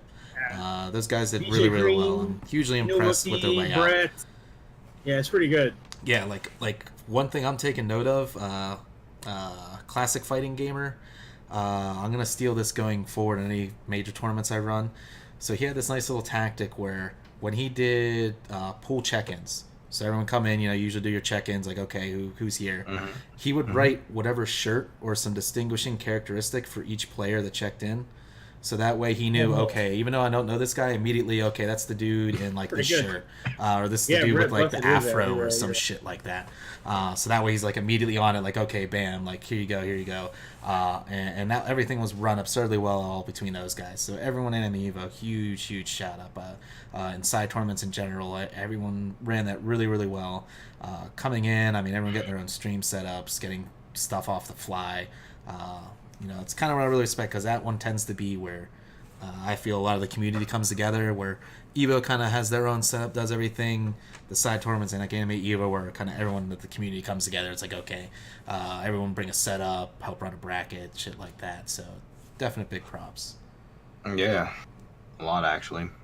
At least for the Third Strike one, actually was called in, where apparently my friend was running the actual tournament and he needed a stream setup, but I had to be the only one that had to disappoint him by telling him I don't have any of my shit with me. No one told me to bring it. I'm sorry, man. Or else I would have streamed Third Strike. I mean, you don't tell me weeks in advance and you know that there's going to be a big Third Strike tournament. I'm sorry, man. Like, no, 100%. But, So Jin, we'll be getting to some of the DLC stuff here around the end. So kind of get back on track. So that's kind of getting the side tournament stuff. So Saturday night ends up being a pretty big night for a lot. Is it my time to shine yet? Yeah, I think it's your time to shine here, John. Because all right, so kind of I started. I was supposed to start working the semifinals bracket for Evo for Tekken 7 at fucking 8. We didn't start until like 9. Surprise! Yeah. And then everything else was a shit show because everybody wants to fucking move around. And people have fucking friends want to watch or whatever. That's cool, but it's kind of fucking hard because everybody's cramped in one tiny ass fucking table with 4 setups. So we got everything started. The head TO for Tekken 7 was there with me. I'm calling winner's side of the match. She's calling loser's side of the match. Everything was going great, and then the lady from 10-0 came to me. We're fucking late. We're an hour and a half fucking late. We need to finish top 16 by fucking by this time. And she's like, oh shit. And the fucked up part is that she tells us this, and she kept fucking asking for stream matches. I'm like, lady, what do you guys want for us? We're fucking busting our asses here. So we ended up fucking grabbing a setup in the back that was used for casuals. I had to go boot them. And then so our setups, there's already like 5 consoles, right? There are 5 setups. And then she's like, the main TO is like, this is not fucking working. We need a few more. So we ended up grabbing like 3 more fucking setups for casuals. And we ended up like finishing on time. But the crazy part is, apparently, one of the tables was not fucking locked. and it fucking fell Oh, man. mid-match during fucking. It fell. It was Ranchu and Fergus, right? Playing. They're setting up, and I think it was Shudi and somebody else that was fucking playing. And then the fucking one of the tables fell, dude. I'm like, holy man, shit! I was like calling matches. I was calling matches, and I just hear, bang! I'm like, what the fuck was that? Like, And then I turn around, fucking dude, both of the PlayStations were on the floor, and along with the fucking monitor. I'm like, holy shit! Please tell me that shit is not fucking broken. Thankfully, it wasn't broken, and shout outs to JT Chino, aka Chashamaru, for helping me reset the damn thing, and thankfully nobody was hurt because I saw fucking Yu on that end of the table that fell. I'm like, oh my god, did I just kill this Japanese fucking lady? Oh, jeez. Yeah. International crisis right here. Like, oh, shit. Man, on international grounds? Oh, dude, So- it's over. Yeah, because I think I actually someone linked up the vid and I watched it earlier, and I like how I like how Fergus and them, like, the table falls and you just look down like, so what's the Fergus is like, Evo what the rule fuck for just if a happened? table breaks mid-match? Like these guys are trying to mentally figure out, like, do I lose the match? Did I knock the table? Did you do it? Like, what could? Does someone have to go through the table? Yeah, now? yeah, like, I made them restart that match. That match. Yeah, I was like, what the fuck? Oh my god! I like, thank God I didn't kill this fucking Japanese lady that has a fucking kid. I like the best part of the video is like right after it happens, someone's like, somebody email Harada. Like, Yeah. Like, he's not gonna do shit about that Yeah. fucking. Ain't my fucking problem. Tough shit, yeah. Don't ask me Yeah, for so shit. yeah, I mean, the good thing is, like, you know, I talked to I accidentally ran into Tushar the day before, and he was like, "You like those fucking brackets that you're running?" I'm like, "Yeah, dude, it's fucking semis. That's gonna be fucking nuts." And he's like, "I made sure that you got semis." I was like, thanks." And then he's like, "Come here, give me a hug," and I just like. I gave him the I kind of don't want to give you a hug. Did you hover but hug him? Fuck it. Did you give him Yeah, a hover? pretty much I hover hugged him. I hover hugged him. He was like, yeah, thanks, B. I'll see you later. All right, I'm going to go fucking run around. And I just fucking left. So, with Tushar giving me control of the semis bracket, I was able to pick the stream matches for top 32. Yep. Which, from what I've heard, is I did a good job. For Yeah, that. so if you like Yeah, those matches, I'm kind thanks, of man. I'm kind of proud of that. You know, Jun Ding, and I just had to like put Jun Ding and Majin on. That was shit a sick match. must. That was probably the best match of the night right there, hands down. Yeah, I can agree with that. Yeah, so that ended up happening. I was running around like an idiot. At the end of the night, there were like 4 fucking TOs helping me with Tekken. Well, you know, I mean, they have to be there because it's semis and it's fucking important. Yeah. Yeah, and I think it would have been. Yeah, Mac versus Strip. I didn't put that in the stream. That was somebody else. Yeah, that was someone else. Yeah. Yeah, by the time we were done, there were at least like 4 TOs, and we were only like an hour and a half behind, which is tournament standard time anyway. So in my eyes, we did finish in time. We were at one point an hour and a half behind schedule, and we fucking finished on time. Yeah, props. I think that all finished up right around like midnight. So like right at that point, yeah. Yeah, I was like, I'm like, we were on the way to top 8, and she's like, you can take a break right now. I was like, thank fucking God. I went to the back, smoked like 3 cigs. I was like, I'm fucking done. By the way, a little thing I want to point out, Josh. I think you're partially responsible for something amazing that happened this weekend. Which is? Little Majin was playing out of his mind all weekend. Oh no, Little Majin has been playing out of his mind for the past for like months. 6 months. Yeah. But part of Majin's allure and sort of like Majin's amazingness is the fact that like the more you get attention you give Majin, the better he gets. Yeah, the crazier he plays. Yeah, so you putting him on stream repeatedly did nothing but help him. Yeah, you technically probably gave Evo some highlight reels, like, because I know during that Junding match, he had the little look to the camera, like grin, like the, I'm just gonna call that the Majin now, where you just kind of look and give him the smirk, like, Give the smirk and then raise a quick eyebrow. Yeah. The rock. Yeah, pretty much the Dwayne Johnson. Yeah, the Dwayne Johnson. There you go. But I man, don't know about what Mac, but for me, like the hypest moment out of all of that was him doing capital punishment over Pecos's. oh, that Yeah, was that was the killing him from play there. of the tournament right there. You know what's fucked up? It's because That was so sick. Pecos should have known this because he's also a fucking king player. He played King Bomb in Vanilla, right? And then the early days of fucking pre Geese Howard Tekken 7, he was a Bob player and he was a King player. He should have known that shit. He fucked up. Yeah, well, the thing is too, and the crazy part is that you can watch everybody in that arena like is seeing that like, oh, Majin's reading this. He's waiting for that Renpuken. He's gonna fucking hit him with something. Bam, Renpuken comes out. Bam, capital punishment right into it. Predictable. It's like, yeah, totally predictable. Like he was purposely running in and then just backstepping, Backdashing, Jaguar stepping, yeah. Jaguar stepping Yeah, out. he was so on point in the entire weekend. So Yeah. happy because like he never gets like good enough stream time. yeah, well, I By the think way, they've guys, been noticing. follow so- Majin. Yeah, on please Twitch. follow Majin. Definitely. Oh my god, that was my fucking weekend. That was me working, pretty much keeping everybody happy on stream, running on time, running the brackets on time. Nah, you did a Hopefully good job not- with the stream matches and Yeah. everything, because that was pretty much at Again, one point the only like thing 90% of the fucking players does not know how to speak English. on. Wait, what? Oh, and also, one more thing. The Run It Black versus Book Jin mirror match. Like, Avery would not shut the fuck up. He kept bugging me and bugging me and bugging me and bugging me.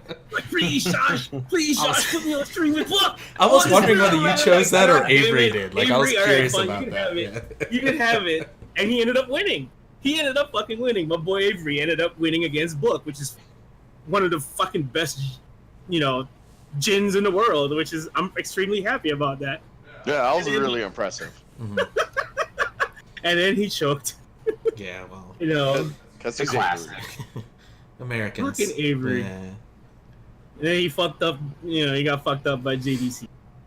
Yeah, but in Oh general, my God. America did really, really well this year. I mean, if you were looking at right here, within our top 13, we got Jimmy J. Tran making it. Jimmy J got Anakin. sent to losers by JDCR, by the way. Yep. And then, So you can't fault on that.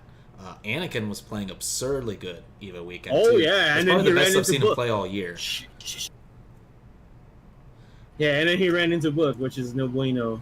Yeah, that too, and of course Run It Black making it in there. Red and Black and Avery. Yeah, Avery, and then of course Little Majin making top 8, going on to Fucking, final Sunday. What else am I missing? Oh, and I wanted to put like more. I wanted to put Dojin more in stream, but by the time I figured out, like, oh fuck, this is gonna be a good match for Dojin. It's gonna be entertaining for the stream. Mhm. We were already like behind, and we kind of like need to hurry it up. Gotta wrap it up. Yeah, I met Dojin, nice kid. Kept calling me like, kept giving me the honorifics. I told him to stop that shit. I'm not that old. And then he asked me, "How old are you?" I told him I'm old enough to drink.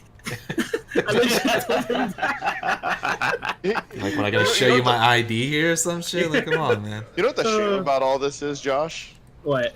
Had you started on time, you could have made that shit go all slower, so you could have put more shit on stream. Oh yeah, but unfortunately the quarterfinals bracket was running late too. Judging Saints. Oh yeah, dude, Saint's dope, man. I was like, where the fuck is Saint? And then everybody was like, just look for the hair. I was like, oh, you guys are right. You guys are right. Yeah, I've heard good things about his super cool dude too. Yeah. He was definitely cool. But yeah, so that pretty much. I mean, he's a fucking stoner, so what do you expect? Wow. Tekken Only in players. America. Tekken, yeah. Oh, only in America. But yeah, it was pretty good, man. They had been, I was talking to Dojin's mom, and she was like, "How long does Andre have more to get out of pool?" I was like, "Well, three more matches. He has to win 3 more matches because he's coming from the loser side." And she's like, "Oh, I'm so tired." I'm like, "I'm sorry." Fell into the vortex. But Yeah, that entire family is pretty cool. And I have an answer for you, Mac. Hmm. So I was rewatching the Majin Majin and John Ding match, Mm-hmm. and Rixta and Mike were both talking about that whole stage select thing. See, and I thought that Oh, see, too. I don't have an answer for that. See, that's Okay, weird. I- Like, I'm not I sure don't care about what the the rules. rules supposed to be because it's not a Tekken World Tour event. Yeah, so exactly. does it So mean here- that it's gonna go to random select, or does it mean like usual, like Okay. loser gets to pick stage, sort of? Okay, so here's the thing. If the stage, if the loser decides he wants a different stage, if both competitors agree on a stage, then they can pick that stage. Oh, Okay. Otherwise, and the thing was, so he went and he picked that stage, and Majin turned around and looked at him like, "Fuck no." so he made him. So because he didn't agree, John Ding had to choose random. Okay. That's, Yeah. and so okay, the- that makes sense then. So that was the okay. question that came up. Was like, so did he pull one over on Shadow because he did the same thing to Shadow 20Z? And in my head, I don't think he did. I Nah, think I think Shadow, Shadow like, wanted it too. Yeah, because he He's had like, switched over yeah. to Kazuya at that point, and I'm That pretty sure smallest stage with he Kazuya? wanted Fuck Kazuya. yeah. He wanted a small stage. He wanted walls for sure. Yeah, that makes sense. yeah, he wanted to get that big dick damage. So Man. Doria! Doria. Yes. Can't blame him for that, man. Nope, not at all. So yeah, so that pretty much capped off. I Yes. mean, that was kind of the highlight of Saturday night because I know essentially at that point, like everything in terms of side, most of that all ended, and I think Tekken was the only thing kind of at one point running left. Yeah. So I know they got Yeah, an if you absurd amount of watch- viewers, and all the matches ending were all absurdly good too. So that ended up. Yeah, if really you helping guys watch the stream archive, you can actually see some of the volunteers packing the stuff up. Yeah, you can actually see it In in, the the background. background. Fucking back up. That was another common theme of this weekend. Like everyone's like fucking trying to play shit, people packing up all around it and everything. Yeah, it was not fun. But Especially since they took like most of my stations that I was gonna use for Tekken. I was like, oh my god, we only have like 4 stations. Can't have it. Yeah, and then like I seen people like playing casual. yeah, Main typical, Tio was like, yeah, typical. we should just fucking take that and just run with it. That's when I just be like, And walk up, because of that, power off, yeah. power strip, like get the fuck out of here. It's like, Yeah, I mean, I'm not gonna do that to them because nah, but they're Tekken players. But if it was definitely like fucking Smash kids, I would kick the fucking Oof. table. yeah. So, but anyways, so let's transition in here, get back on track. So, leading off It a was a really great good after Saturday party. night. So Sunday leading in Evo Finals, and as we all know here, fuck going to Evo Finals at the arena. We have Yeah. the annual Vegas Donks Evo Picnic. So this is a ongoing tradition amongst the Invite only. Vegas community, invite onlys.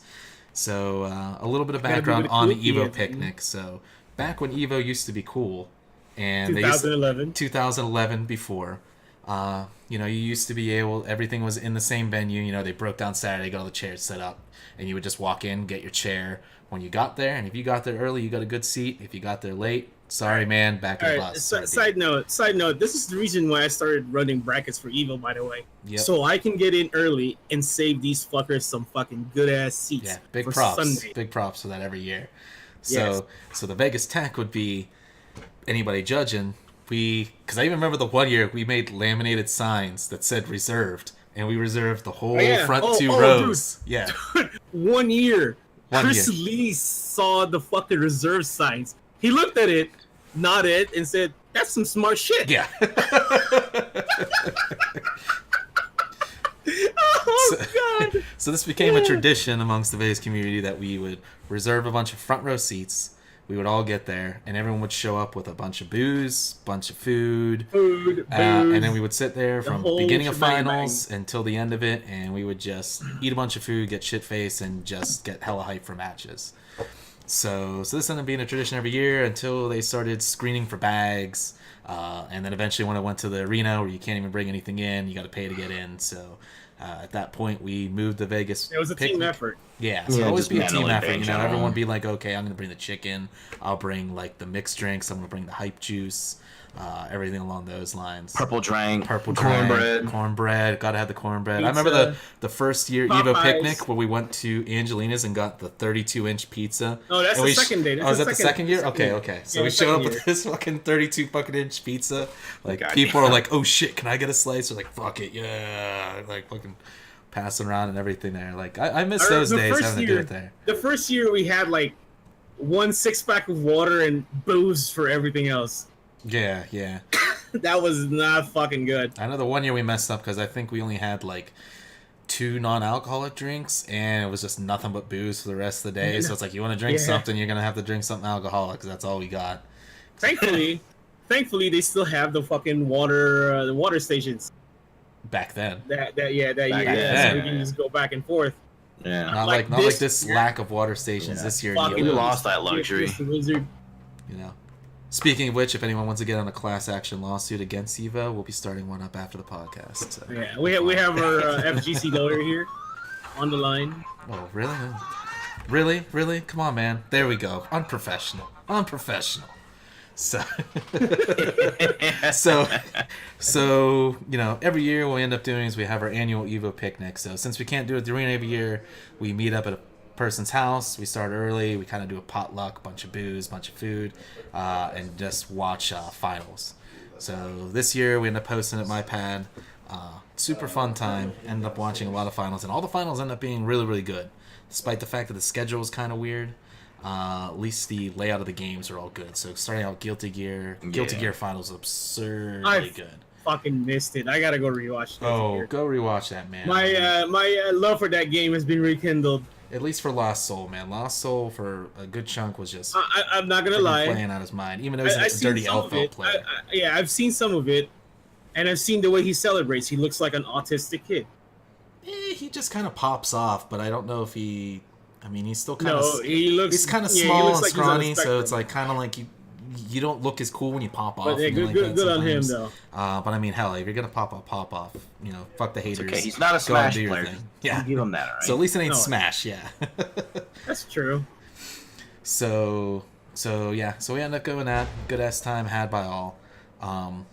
So additionally, Evo Sunday brought a couple announcements.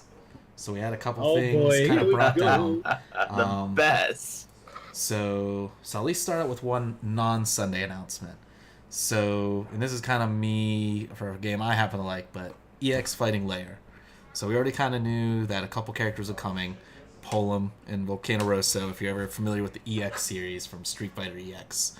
But we kind of got a sidewinder here. Not just one game, but 2 games this year with Terry Bogard.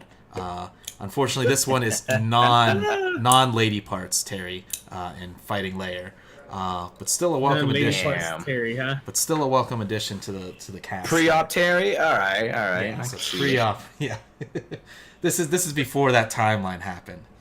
So essentially, going into that, we hit our Tekken 7 finals. So, buddy. So a couple of us knowing a few Namcops, no names are going to be named. But we had a little bit of insider knowledge coming into this already. So I at least knew one of the characters that was going to be getting announced. No, we definitely knew one of them. Definitely knew one of them. We knew one of them, and we knew that there's going to be a second season of Tekken. Yeah. I didn't know the balance changes and that like that. Yeah, so we kind of got other characters. Yeah, the other exactly. characters. So we kind of got hit with a little sidewinder here with Tekken Season 2. Kind of, we're kind of like expecting a fucking straight, and we got hit by a hook.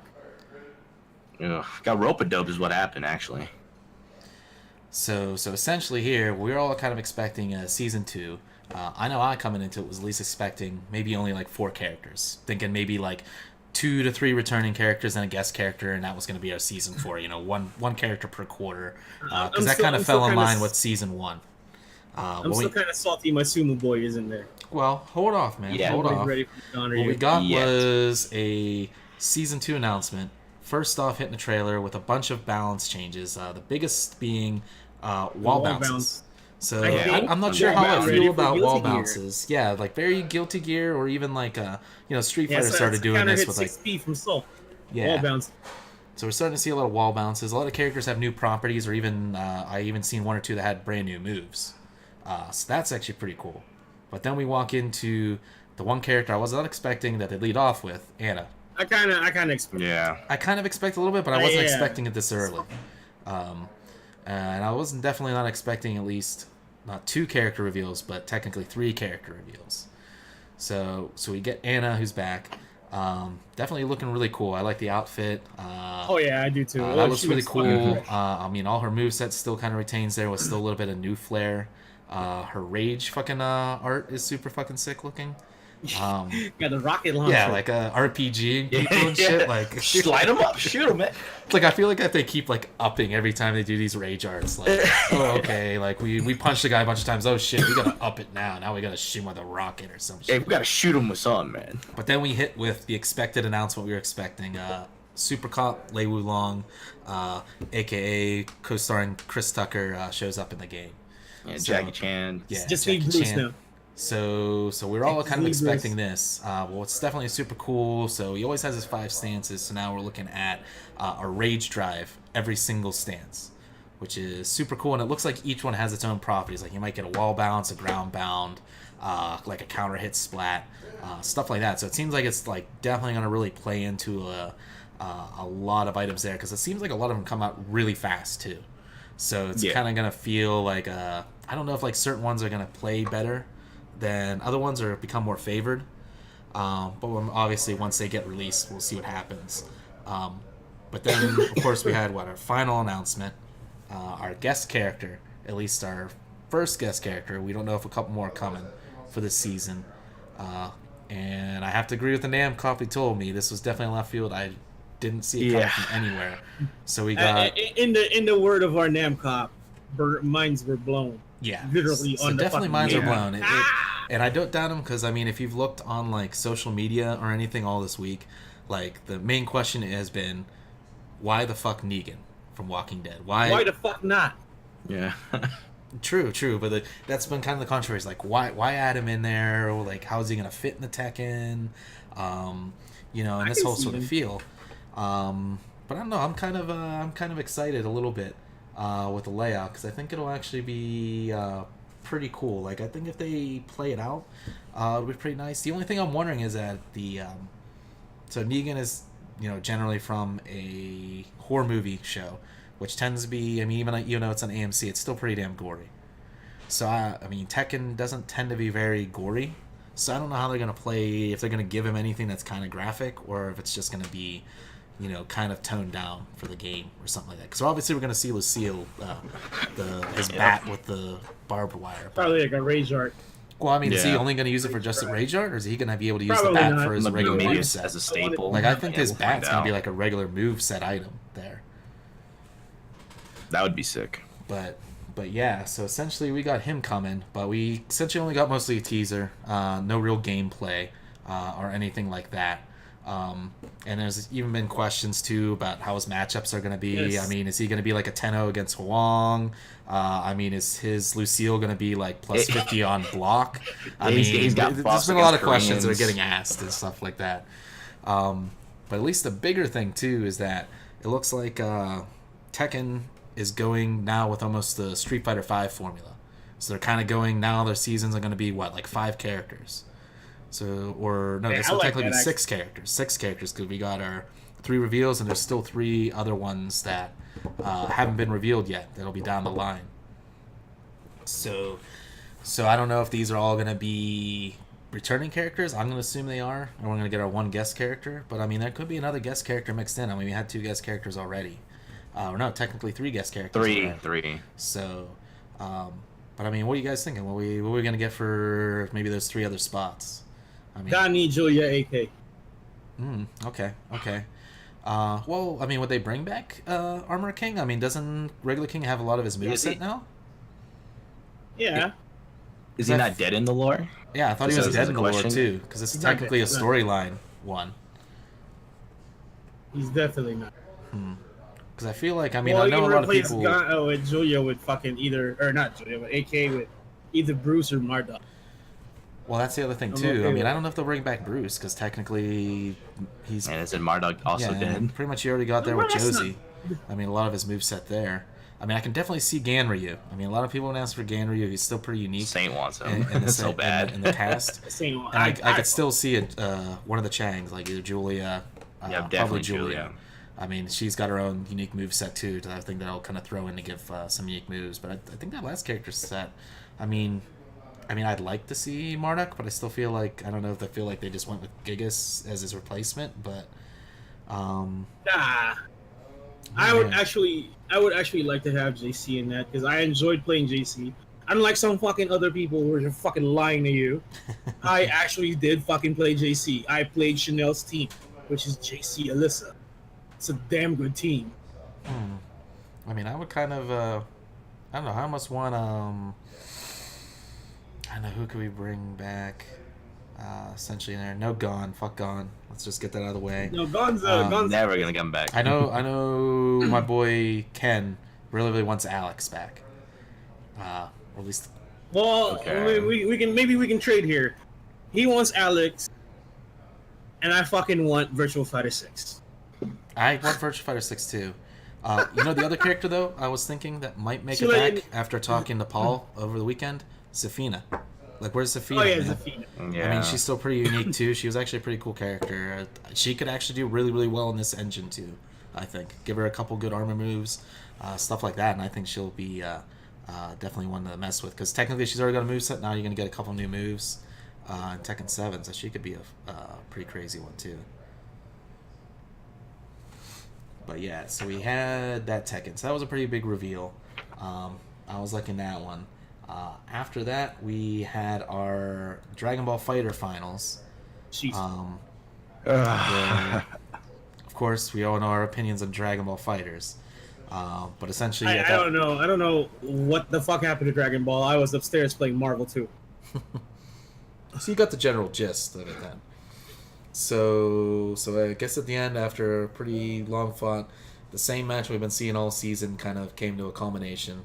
So we got Goichi Hold on, versus I Sonic got a Fox. question. Did they ever fucking did they leak did they leak fucking Cooler on the list? Because I remember base Vegeta and base Goku were leaked. No, they already I announced can't them a remember. while ago. So they No, announced, they were leaked. No, they were leaked, like straight leaked. like leaked. 'Cause Before I they know- announced them. Yeah, they were one of the few fucking.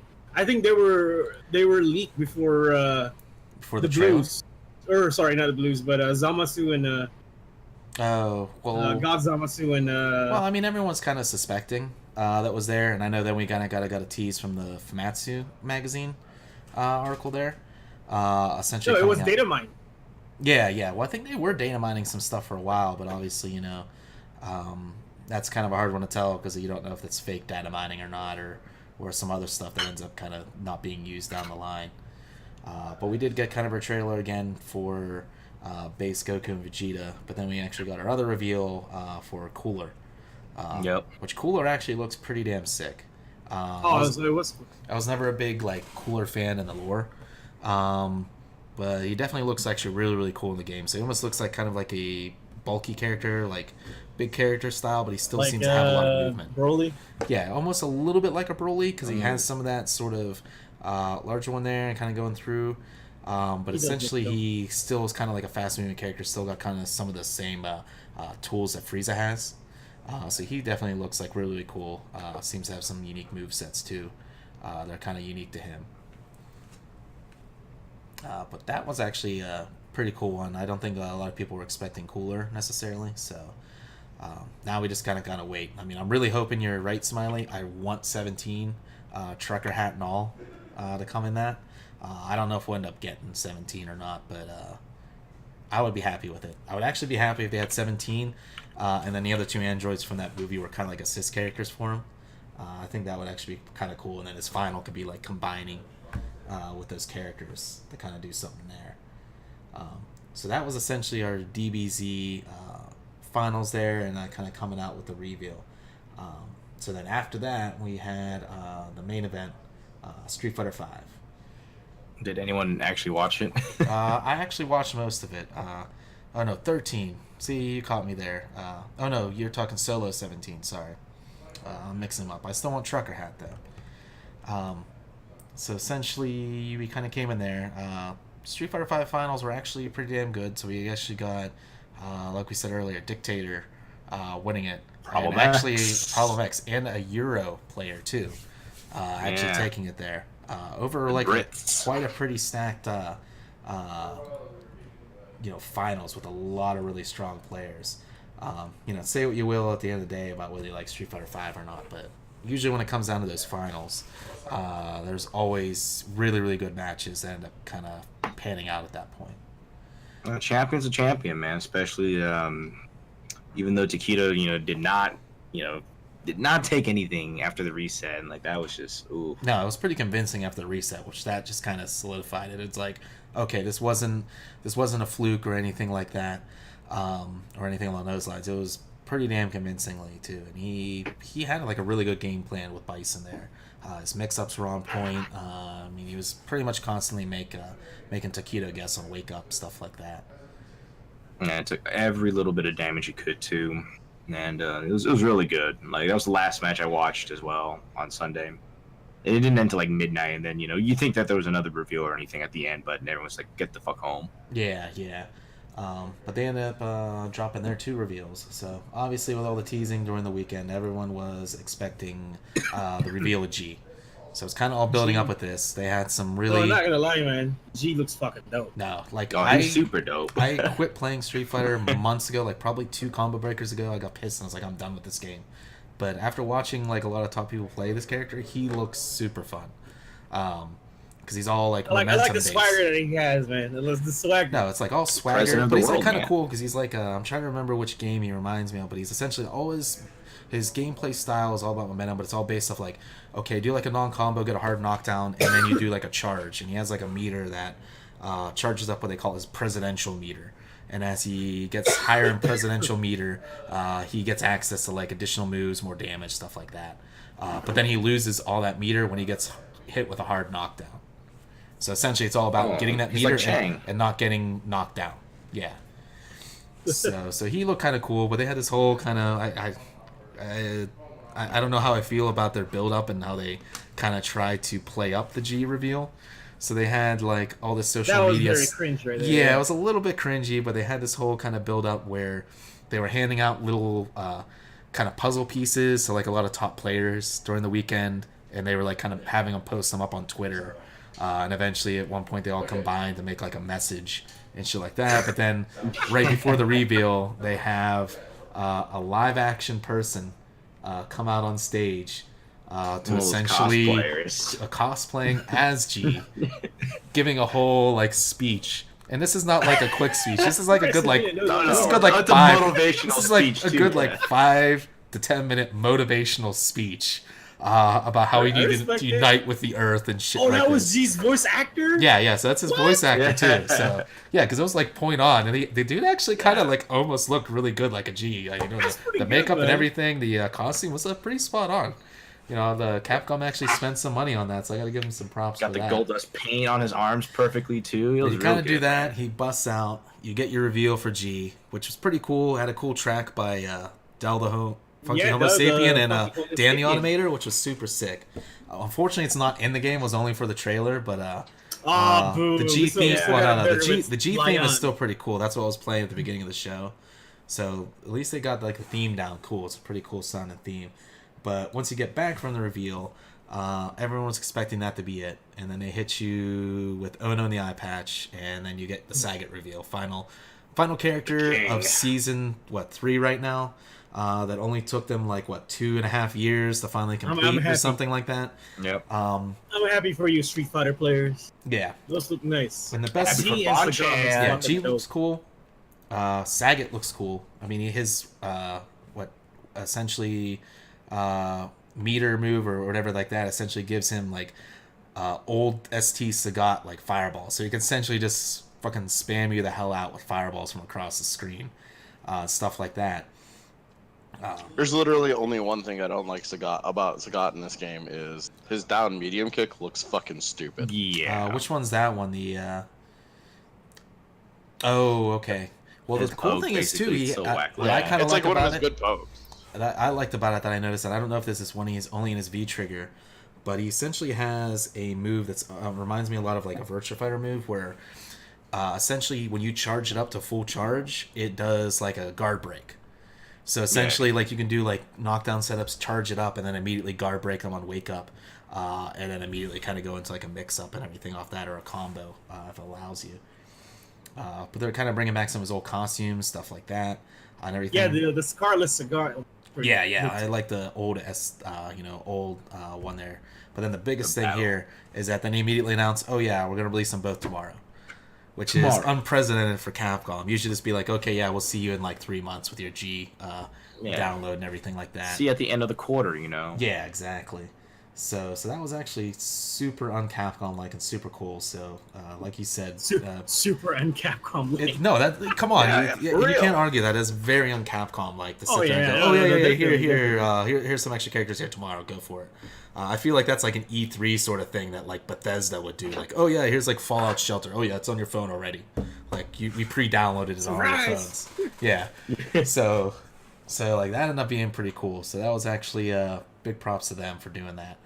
So after that, I mean, it was pretty much like there wasn't too much fanfare after the end of Evo, because I think this thing, like by the time that Street Fighter V ended, it was like pretty much freaking midnight. Like they've been running from 8 a.m. to midnight, which I feel like this is the longest freaking Evo finals like I've ever watched. Like, because usually this shit finishes like 10:30, 11 max. And of course, I blame Dragon Ball Fighter Z. No, you're 100% about that. Right? You're 100% right. No, you're Dragon Ball Fighter Z. Yeah, because we already knew Melee takes forever, but DBZ was like another like hour and a half block, and all those matches went the distance too. But they plotted for that, you know. They at least planned for it. Yeah. They just didn't realize what DBZ was going to look like. Yeah. So, interesting note. I talked to Connor about this, and he pointed out something that was really fascinating to me. If you guys talked about this, then stop me prior. But as we know, DBZF had the most amount of entrants, so logic would dictate that it should be the last game. Yeah. And the fine folks at Bandai and Namco had a discussion with Evo about that, and obviously they want the last 2 slots, right? They want DBZ and Tekken to be the last 2 games. Mm-hmm. Apparently, what was more important to them was that DBZF and Tekken were next to each other.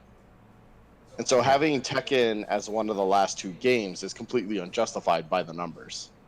And so it made more sense to not have it. They had to be a third. And that's the reason why DBZF was second to last. Which is kind of a shame, because if you judge it off the quality of the matches, I think Tekken should have been top 2. Guaranteed. Man, Tekken's always 8. Like that. Though. Yeah. I mean, it's just a numbers thing, you know, like it's always numbers every year. Yeah, I mean that's how it goes. Numbers and money. I mean that's how Evo's run. So the big green. Yeah, you pay the dough. Big green or you end up making it in there. So. Oh man, you better have like 16 pallets of McRibs or something. But we end up getting that. And maybe you can help me out here, Smiley, because I know there was a couple other side reveals through the weekend too. I didn't hear anything about the Guilty Gear one other than the World Tour that they announced after the Guilty Gear Finals. So Arxis is now kind of going the route of Capcom and Namco, and they're starting their own World Tour, essentially with a bunch of events. With the Arc Revolution is going to end with, or I'm trying to remember the name of the whole tour, but essentially they're going to be highlighting their 3 games. So they're going to be BlazBlue, Guilty Gear, and Cross Tag. Coming up through the whole tournament series. I do know that the original Guilty Gear is on this. Please put it in the Discord there, Smiley, if you could, just so we can see that for the Guilty Gear. Because I know the one reveal that was kind of revealed down was on Saturday night during the bar fights down in the House of Blues. Not on general. DonksCast. So essentially, they did reveal a new downloadable content for Cross Tag, which a lot of people were expecting. But they also kind of hinted at it looks like it's going to be another game series hopping into cross battles. I know there's a lot of people that are kind of theorizing whether it's going to be like Guilty Gear. Some people were saying they thought it was Sengoku games might be kind of jumping in that. Or Sen some people, Kagura. Sen Kagura, because there was a big rumor that they was going to cross over there. But there's even a rumor, since it was pink, that it might be Arcana Heart or something like that. But I mean, they've really lightly hinted at that. Showed like an image of the logo with an extra square, and that's like it. So, can't escape from crossing fate, man. Because it was data mined, yeah. Yeah, me and That Spina makes- had talk about that on our last nights of Evo. So I mean, so that kind of came down to it. Oh, so they ended up data mining it. So it is Senran Kagura. Senran Okay. Kagura. Okay, fair Waifu enough. fighters. It's all right. I mean, I played a little bit of that. It's actually not a bad game.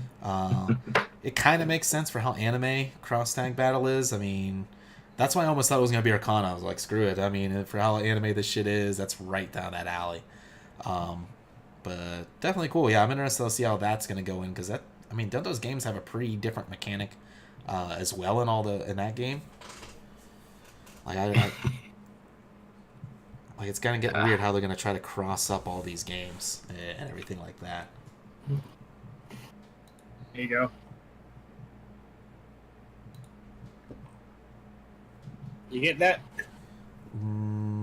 Oh, show the Twitter picture I took of my man Japanese Bob Pinciati, aka Chichirin, and John Bing. Here, we'll go ahead and drop this down here. Man, rip Random Llama. Fuck that guy. They're never gonna give that poor son of a bitch Testament. Nope. You had a chance. You had a chance. Not gonna happen anymore. But yeah, That's a damn good picture though. I was saying that is a beautiful head of hair right there. Like, Oh yeah, Japanese is- Bob Pinciati. I know, man. I mean, it's almost that's almost the Bob Ross. That's like almost a perfect Bob Ross do right there. That haircut. Oh dude, the Kappa Ross on chat was insane. I do not doubt that at all. Yeah.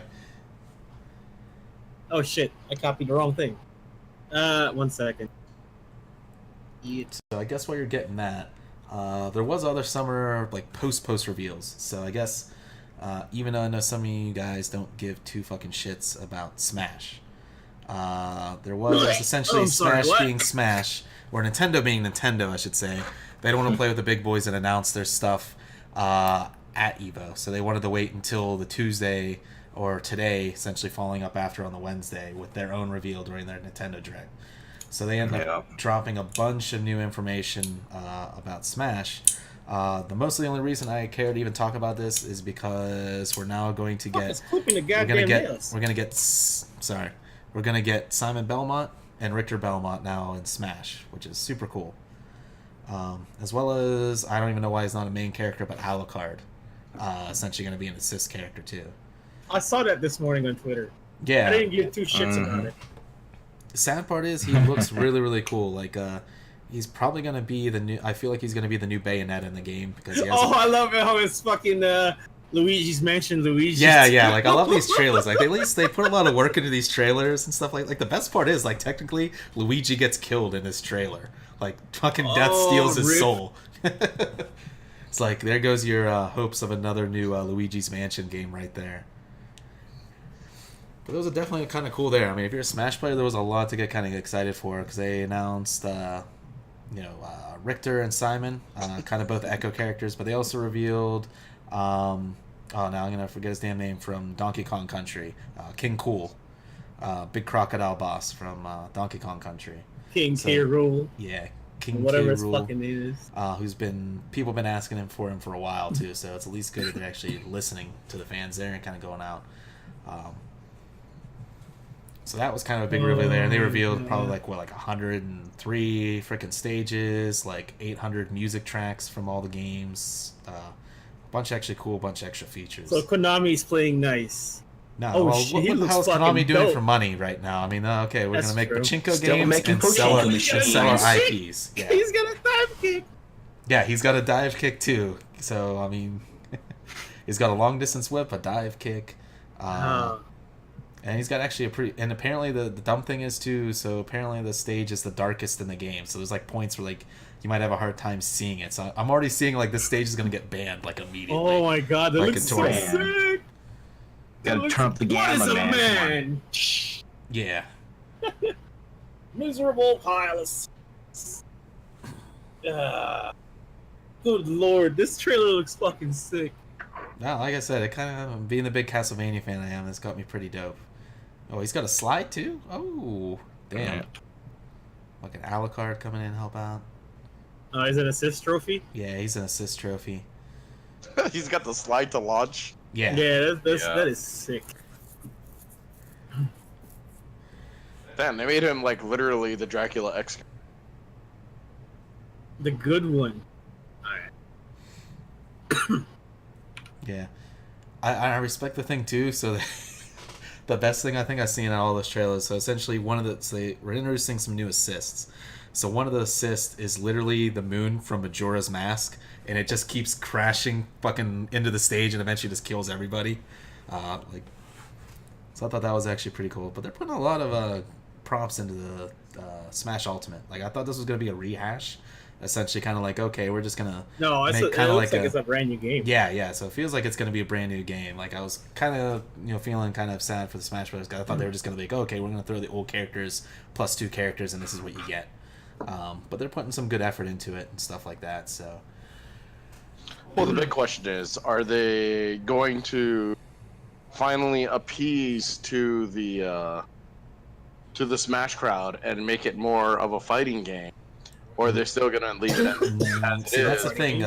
This trailer kind of reveals a lot of that too. So essentially, they kind It's of more already noted party this game, before. so- So they have essentially 103 stages, but each stage has a final destination sort of mode, and then like another mode. But they also have essentially what they'll call like a tournament mode in this, where they will turn off all random items, any sort of like encounters in stage. So essentially, it kind of keeps it, without any random elements in it too. So they kind of have that whole layout going, and plus a lot of the rules for how the tournament rules lay out, they already have it kind of built into the game match modes. Interesting. So they're actually, I think they finally decided to cave in. They're like, okay, we're finally going to give the actual community what they want out of it.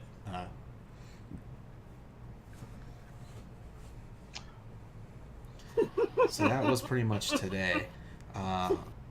So I'm thinking anything else for over EVO weekend. I'm trying to feel like I don't know if I feel like we've For like touched any on more pretty much- announcements? Yeah, like announcements or like stuff that went down during the weekend. Like I feel like we've touched on most of everything. Should definitely go to the Evo party after party next year if they do if Gutex does it again. It was super lit, I can tell you. Oh, Yeah, I almost forgot too. Yeah, Soul Calibur 6. Oh yeah, it's Caliber 6. So Yeah. we got Azeroth and Sungmina. I was expecting Azeroth, Azeroth. I did not Sungmina. expect Sungmina to make a comeback, so that's actually super cool. Best thing about it too is it looks like she's got a relatively new moveset too. Like a lot of her moves are new. Not Killick's. Not essentially like a palette swap of Killick. So that's actually cool. They're putting some time into laying her out to be her own unique character. And of course, Azeroth looks super sick. So I'll probably be trying him a little bit in that one. I just wonder if you can ring people out with that fucking grab slide or whatever. Maybe. I mean, you could do some dirty stuff like that in the older games with them. So, but yeah, I guess getting back to the thing. So the other thing that's kind of been big this year is the after parties, pre-parties, stuff like that. So I know they started bar fights last year, but it seemed like it was they had a couple things more on point this year with the bar fights after party on Saturday night. Like they really tried to diversify like some of the exhibitions they were doing, stuff like that. Because I know they had last year was pretty much just a Street Fighter V exhibition. They had some drinking there, but it was just straight Street Fighter V. This year, diversify your bonds, man. yeah, but this year I saw they had like Sailor Moon, they had Street Fighter 1, they had Alpha 3, right? They played down there, Third Strike, ST.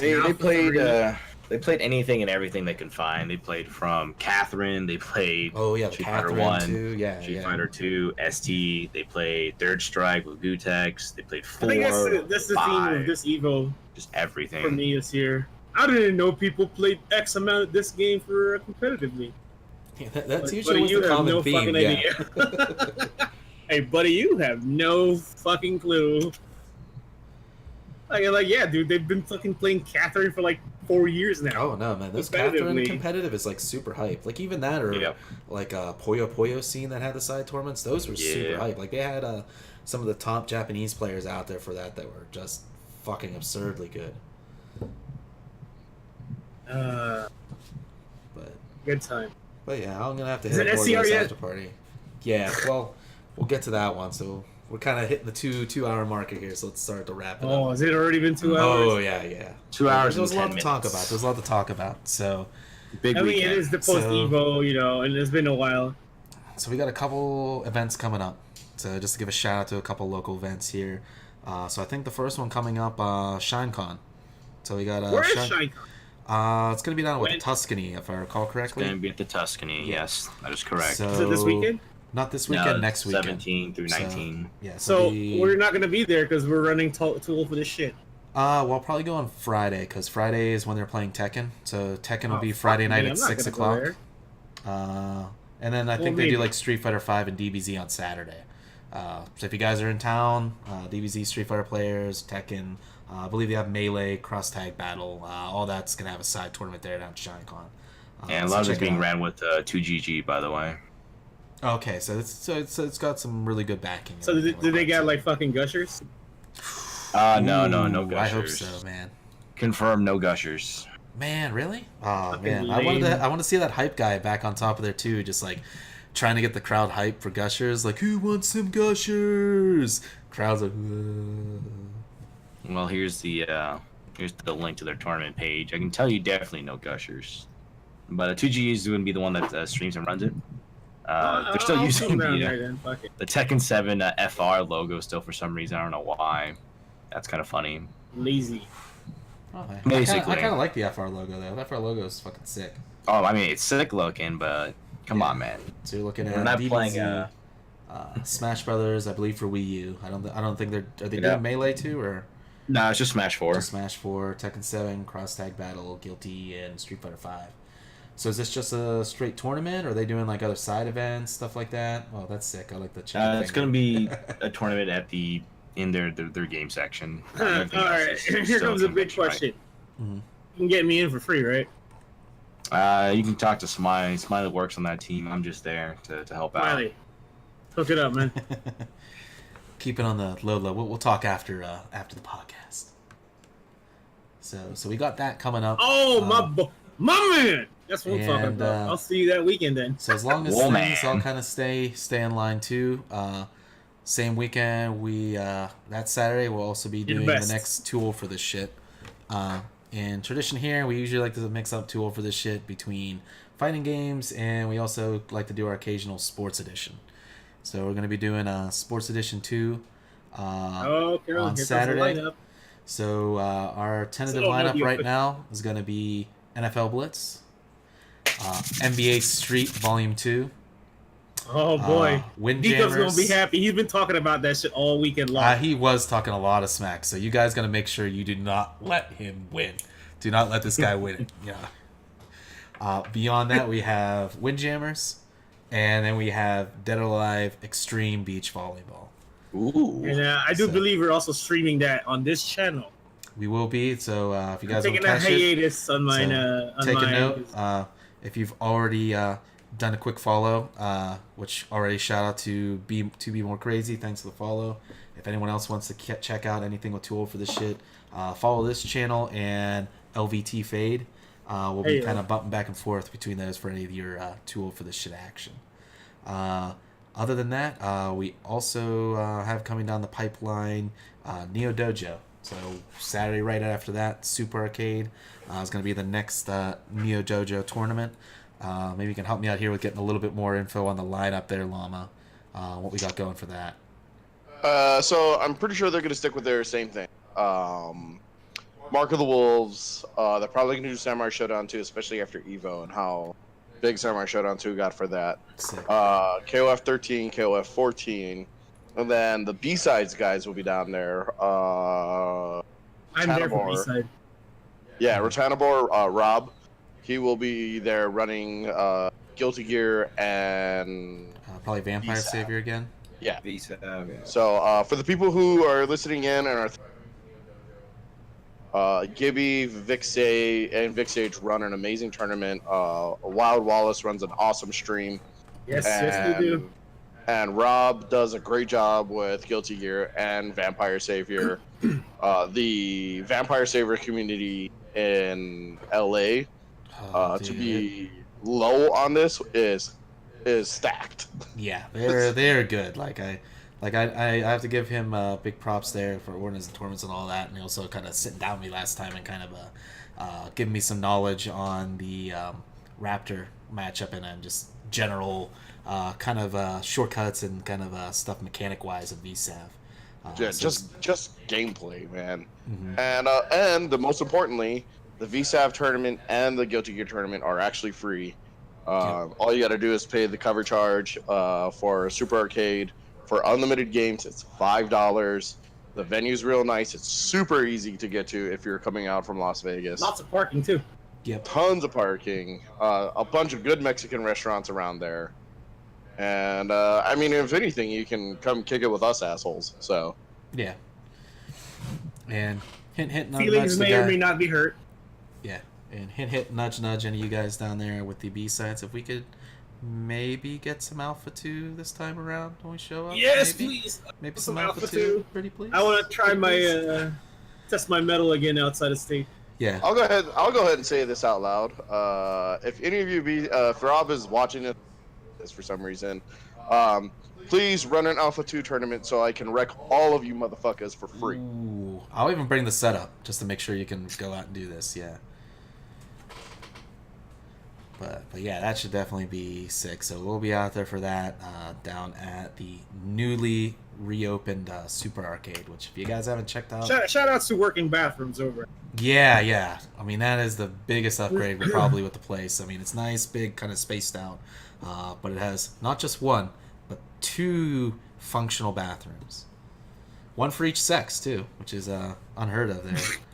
And shout outs only to 2 the genders. cabinets out there, man. Oh, the cabinets are fucking clean. Yes. Oh, I fucking fell in love with your DR cap. Also, and I'll say this for Want Jan, wink, wink, nudge, nudge. If someone might be able to fix that Gauntlet Legends cabinet by in the next 2 weeks, by the time we come out there, that would be awesome. Yeah, man, don't disappoint me for 3 months in a row, please. Or else I'm just gonna play pinball and just play Blitz all day. Oh yeah, we're bringing back. We're still tied on our Blitz rivalry, so 2-2. we're gonna talk to Watson about this. ooh, yeah. I'm trying to get 99 Blue Valkyrie real quick. Come on. But other than that, on the next event coming up beyond that, we got 2 other events going to come up around the region. So we got Red Bull Conquest, if I'm saying it right here. Arizona. Down in Conquest, Arizona, going to be running... Arizona and Oakland, actually. Yeah, well, I think the next one's going to be Arizona. That's going to be same weekend as ShineCon and Tour for the ship, but it'll be down in the Phoenix area, if I remember correctly. And they'll be running Street Fighter V, Dragon Ball Fighter Z, and Why are we Tekken still 7. looking at Smash? I'm just letting this run in the background, sir. Give you something to view. Smash. It's just to piss you off now that you know that. I'm not even looking at it. I'm just like glancing at it. I'm playing 14, man. What are you talking about? And then beyond that, we got the next big major, SoCal Regionals, coming up second week Which is of September. Part of the that Capcom legacy thing, right? Yeah, so they'll actually be running Alpha 3? Alpha 3 as part of it, and I believe I didn't see Third Strike as anything official on there, or ST, but you know there's definitely going to be some side ST there for sure, and I really hope some of the SoCal Third Strike guys come out there and decide to run some of that as well. But there'll probably be some other stuff there. I imagine you'll probably see some side stuff for VSAV from that community down there, as well as I hope some stuff from the SNK guys down there. I mean, I'd like to see some Mark of the Wolves down there as well. All right, I think I know who I'm going to be sponsoring for SCR. Ooh, This Kalama can't do it. ooh. Probably going to be one of the nephews. Fair enough. So I think beyond that, that's Agreed. kind of the calendar coming up for events. There's a few other ones coming up a little bit later on, but those are the main ones in the region. So beyond that, I think we're about ready to wrap it up. So, Oh, boy. and not a rip-off fashion from any other popular Hell no. podcast. We have our famous Two-Shar of the Week. So obviously this Classic. can't be Two-Shar because that one's already taken.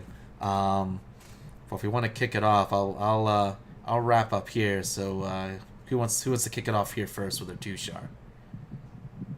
Uh, Wow. I do.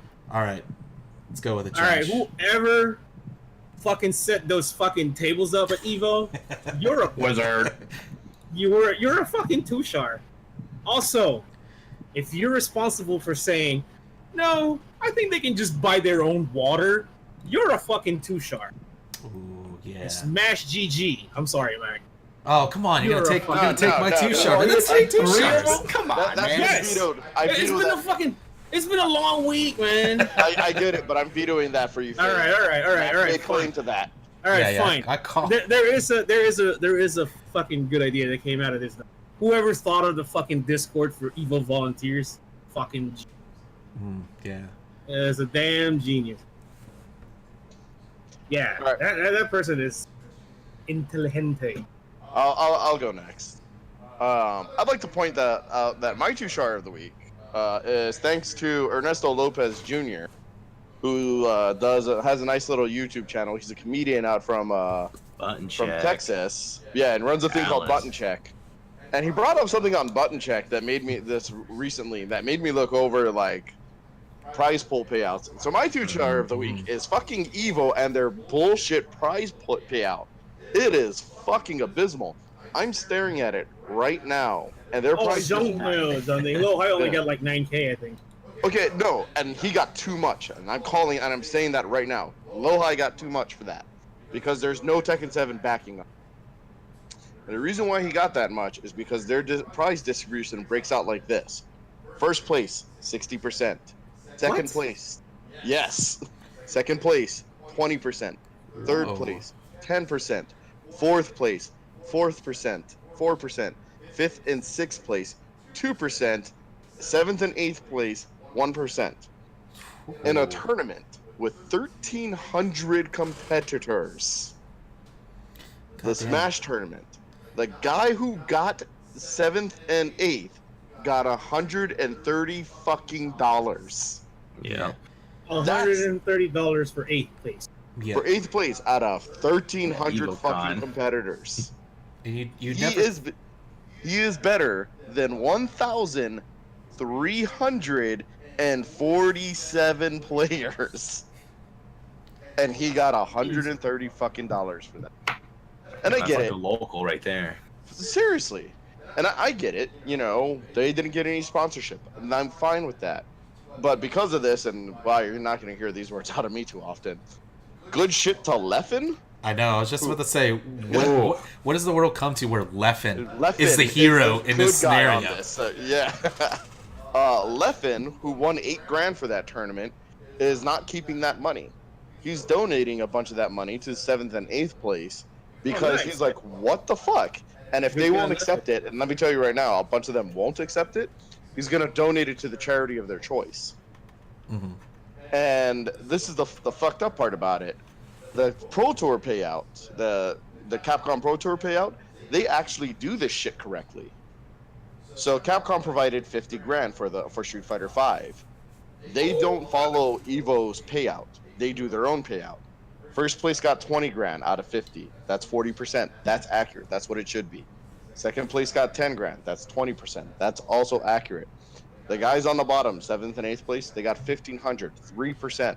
That's fucking accurate. That's what should happen. And, you know, these poor fucks, because Evo, you know, because once upon a time, a long time ago, the guys who won first place didn't get much money because there wasn't much money in the tournament and everyone bitched about it, so they changed their format. This old format is fucking antiquated and bullshit. Yeah, So fuck you, Evo, for fucking over those players. It's fucked up. Nah, that's well, and that's like the dumb thing too. That's 'cause, like, justified. so we're sitting here like the day age. They want to keep this ideal of like the fucking FGC roots. We got to stay close to our roots. It's what makes us unique. But like anytime a lot of the shit they're holding on to is the fucking dumb shit that we really should be evolving with, along with this whole esports push. So we're willing to take concessions here, but when it comes like shit like payout or fucking how certain things are run, it's like, oh, we're still gonna do that the old way, you know, and it's just fucking stupid. Like, if you're gonna update the other shit, we really need to make sure we do it across the board. There's no standard, man. Yeah. At the world's most prestigious fighting game tournament. Yeah. I mean, if you're gonna sit there and tout that, like brag about that, You need to make sure that your event is run like the prestigious fighting game event every year. Yeah. Hey man, I try my best. Yeah, no, man. And I'm gonna say this straight up: the whole reason that Evo is any good of event that it is because of volunteers like you, people that run the side tournaments. Fucking essentially, it's the community that makes it fun to go to. I don't want to necessarily say that some of the certain unquestioned individuals might not make it as good as it could be. It has a lot more potential. Yeah. So By the way, so back to just to give an idea. So remember how you said that that Lohi got $9,000, right? Mm-hmm. JDCR got $618. Jesus Christ, that's for fourth. That's his right? flight back to Korea, right? I don't even know if that covers his flight back to Korea. No, it doesn't. It absolutely doesn't. Little Majin might have made like Grand. $500 on this. He got $1,500 for that. Jeez. It's fucking insulting. Well, you get the prestige of placing top 8 in Evo. It's not about the money. It was never about the money. It's about the $2 medal we're about to put around your neck. Hey man, fuck you. I want one of those medals. You don't want this, go back to playing your Melty Blood next to the soda machine. In a You know, gazebo. yeah, in the gazebo in the park. In the bathroom. Like, come on. Go back to playing your 2-on-2 random game tournament. Hey. Out Hey of the man, you whole can't area. talk to the kings of pole riding like that, man. Yeah. We are the kings. Yeah. We ride them poles like no others. Like pros, baby. Slippery. I know, So hey, man. let me so do you ride those poles like you were from Las Vegas? Oh yeah. Yeah. Oh yeah. Wouldn't have it Up any and other down the way. pole. All right, Jan, you're up for your 2 Char. Yeah. Sorry about Mine? that. I mean, you took mine too. Like, it was either gonna be the Smash GG or the prize pool thing. Oh shit, I'm Um, sorry, dog. Yeah. Come back to me, Mac. You can take Smash GG. All right. So my 2 shot of the week, 100% Smash GG. I mean, we're a fighting game community. Not as well now that Smash has come into it, but I mean, we got a bunch of other options. I mean, I would fucking rather have run that shit on fucking TO and have that shit crash on me halfway through the fucking tournament than have run it on Smash GG again. We'll put it that way. I mean, I understand where it's coming from. I see the mechanics, but just the execution. I mean, the fucking admin permission shit, it's bullshit. At least The bugs on the website is the bullshit. bugs is bullshit. Like, you have to have certain browsers. It won't work on all browsers. You can't do it from your mobile phone. Like, I can fucking run brackets from my challenge brackets from my phone, no fucking problem. Smash GG, no thank you, sir. You have to have, like, specifically set up, like, a shit ton of monitors to be even able to mark matches in progress. Like, things would have gone so much better at PSG Classic if we were using Challenge. I can just say, I have this match in progress. Don't fucking call them on the intercom because he's in the middle of playing a stream match in Marvel or Tekken or some shit. And everybody can at least look at the bracket and see that shit. Even that, like, you have to give fucking people access to every single freaking bracket just so they can look or work or tweak a bracket or some shit like that. So Smash GG, appreciate it, but go fuck yourselves. We'll be going back to Challenge after this shit. Yeah. Yeah, and he Whatever. even said so that we're going back to Challenge. So that is my 2 shot of the week. All right. I'm just gonna go with the basic. Is after at least going to many conventions, even I still call EvoCon no matter what. It's not really a fighting game convention Not anymore. anymore. It's After just EvoCon. 2007, it's not anymore. Yeah. That it's been so long since it's ever been just Evo. But yeah, welcome to EvoCon. I would just say, just fuck the Mandalay Bay by not providing basic amenities, just as water. It's the only convention center that I've been in the last 6+ years that does not provide free water, at least water stations or anything like at all. I'm just like, why? Yeah, It well- just doesn't make sense. Not even a water fountain for you to drink out of. I think our community lawyer know. can probably say that technically, by law, they were supposed to provide water at that sort of event, because technically, in I the think state of so, Nevada, too. that's That's illegal to not have it provide free water at an event or anything like that. And there wasn't a single fucking water station anywhere, like nowhere even close. Obviously, there was $8 to $10 bottles of Gatorade at the snack stations. Which for part of the day on Friday, I could tell you only one was freaking open, and there was a line of like 30 people just to get that shit too. The desperate people, and they gotta have it. Hey, But man, I I'll was take one of those as my those t-shirt of the desperate week. people. So I was one of those desperate people until I remembered Lonnie was supposed to be here, and told her just grab me a bottle of water. Oh, I ended up having the cave in. I brought an iced tea and a Sierra Mist for Pain. That shit cost me $18. Oh my god! Oh my god! Talk about No shots, no nothing robbery. too. No, beer? not at all. Oh yeah, I my feel God. I didn't even get a slap in the 2-for-1 ass after special? buying that. You know. Oh, they just That's robbed you, man. terrible. Highway robbery, the Vegas style. But yeah, I'd take that as my t-shirt. It's like getting mugged at fucking. No, that's a really good two-shot of the week, because I know we were talking about it earlier. That is pretty fucked up, and I'm sure it had something to do with logistical layouts or promises for concession sales, and probably one of the main things to kind of do that was to make sure there wasn't any water stations. Well, at least from the event running side, it's two things. It is the concession things where Mandalay Bay has to make some money on it. Yeah. And it is also kind of contracted. Like every time they refill, that's like $40. At least that's what a few of the other events has like for Oh, Tuscany. no shit. I have another. So this is something It's like charged back to say the event runner then. So they to have to charge the event runners, per per station, per refill too, or whatever the amount may be. So that could probably be a reasoning. Again, I don't know the back end. But from the convention running side, that's how we've always seen it.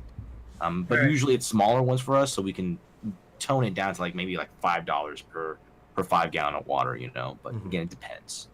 All right, I have another two-shard, Double dipper, triple dipper. It's quad dip. Fuck, I can't quad remember. dipper, technically.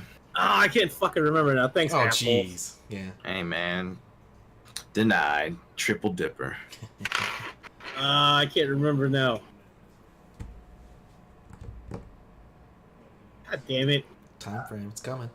Tick tock. Tick tock. 2.5 hours so far. Yeah. We're almost there to California. You got it? We're gonna wrap up? Yeah. I mean, technically, we're in California. I will not deny that, but know where I want to be in California. We're almost in LA, though. Damn, we must be speeding super fast then. Damn. Where All right. it's me driving back when I was. I in my can't early fucking 20s. remember it, ass. Thanks, assholes. I can't Fair enough. remember. It was Dragon Ball Fighter Z. That's what it was. Yeah. No, it wasn't Dragon Ball FighterZ. Something. All right. So fair enough. Parking? I don't know. Parking too. Well, I mean, we all kind of knew that coming into it, so not really much you can do about that shit. Oh, I remember now. I remember now. Whoever gave away the Huaro tech, you're a fucking two-shot. Oh, Fuck come you. on, that's You're an asshole for that. thanks, Yelp. Man, that's a lot, dude. You got Yelp. You got the Marvel crew. Dude, that was possibly pretty this crazy, basket like- that somehow could. Because I dropped off Pain, I like afford go to down to Huaro. meet you at Huaro, and I look, and it's like 90% filled with people from Evo, and I was like, yeah, But Yeah, no, I'm that's gonna the go one. get some Burger King and call it a night. Yeah. Fade's 100% right about this, though. This actually, that was not because of Yelp. That was because of people asking on Twitter, like, "Oh, where should I go?" And the first thing that comes up is Huaro. Ah, No, okay. dude. was one of them too. Oh, fuck you, Smiley. So it was I your told fault, people- I think that's the one Smiley. that did this. Fucking Smiley, really? God damn it, Smiley. I told people about Jesse Ray's.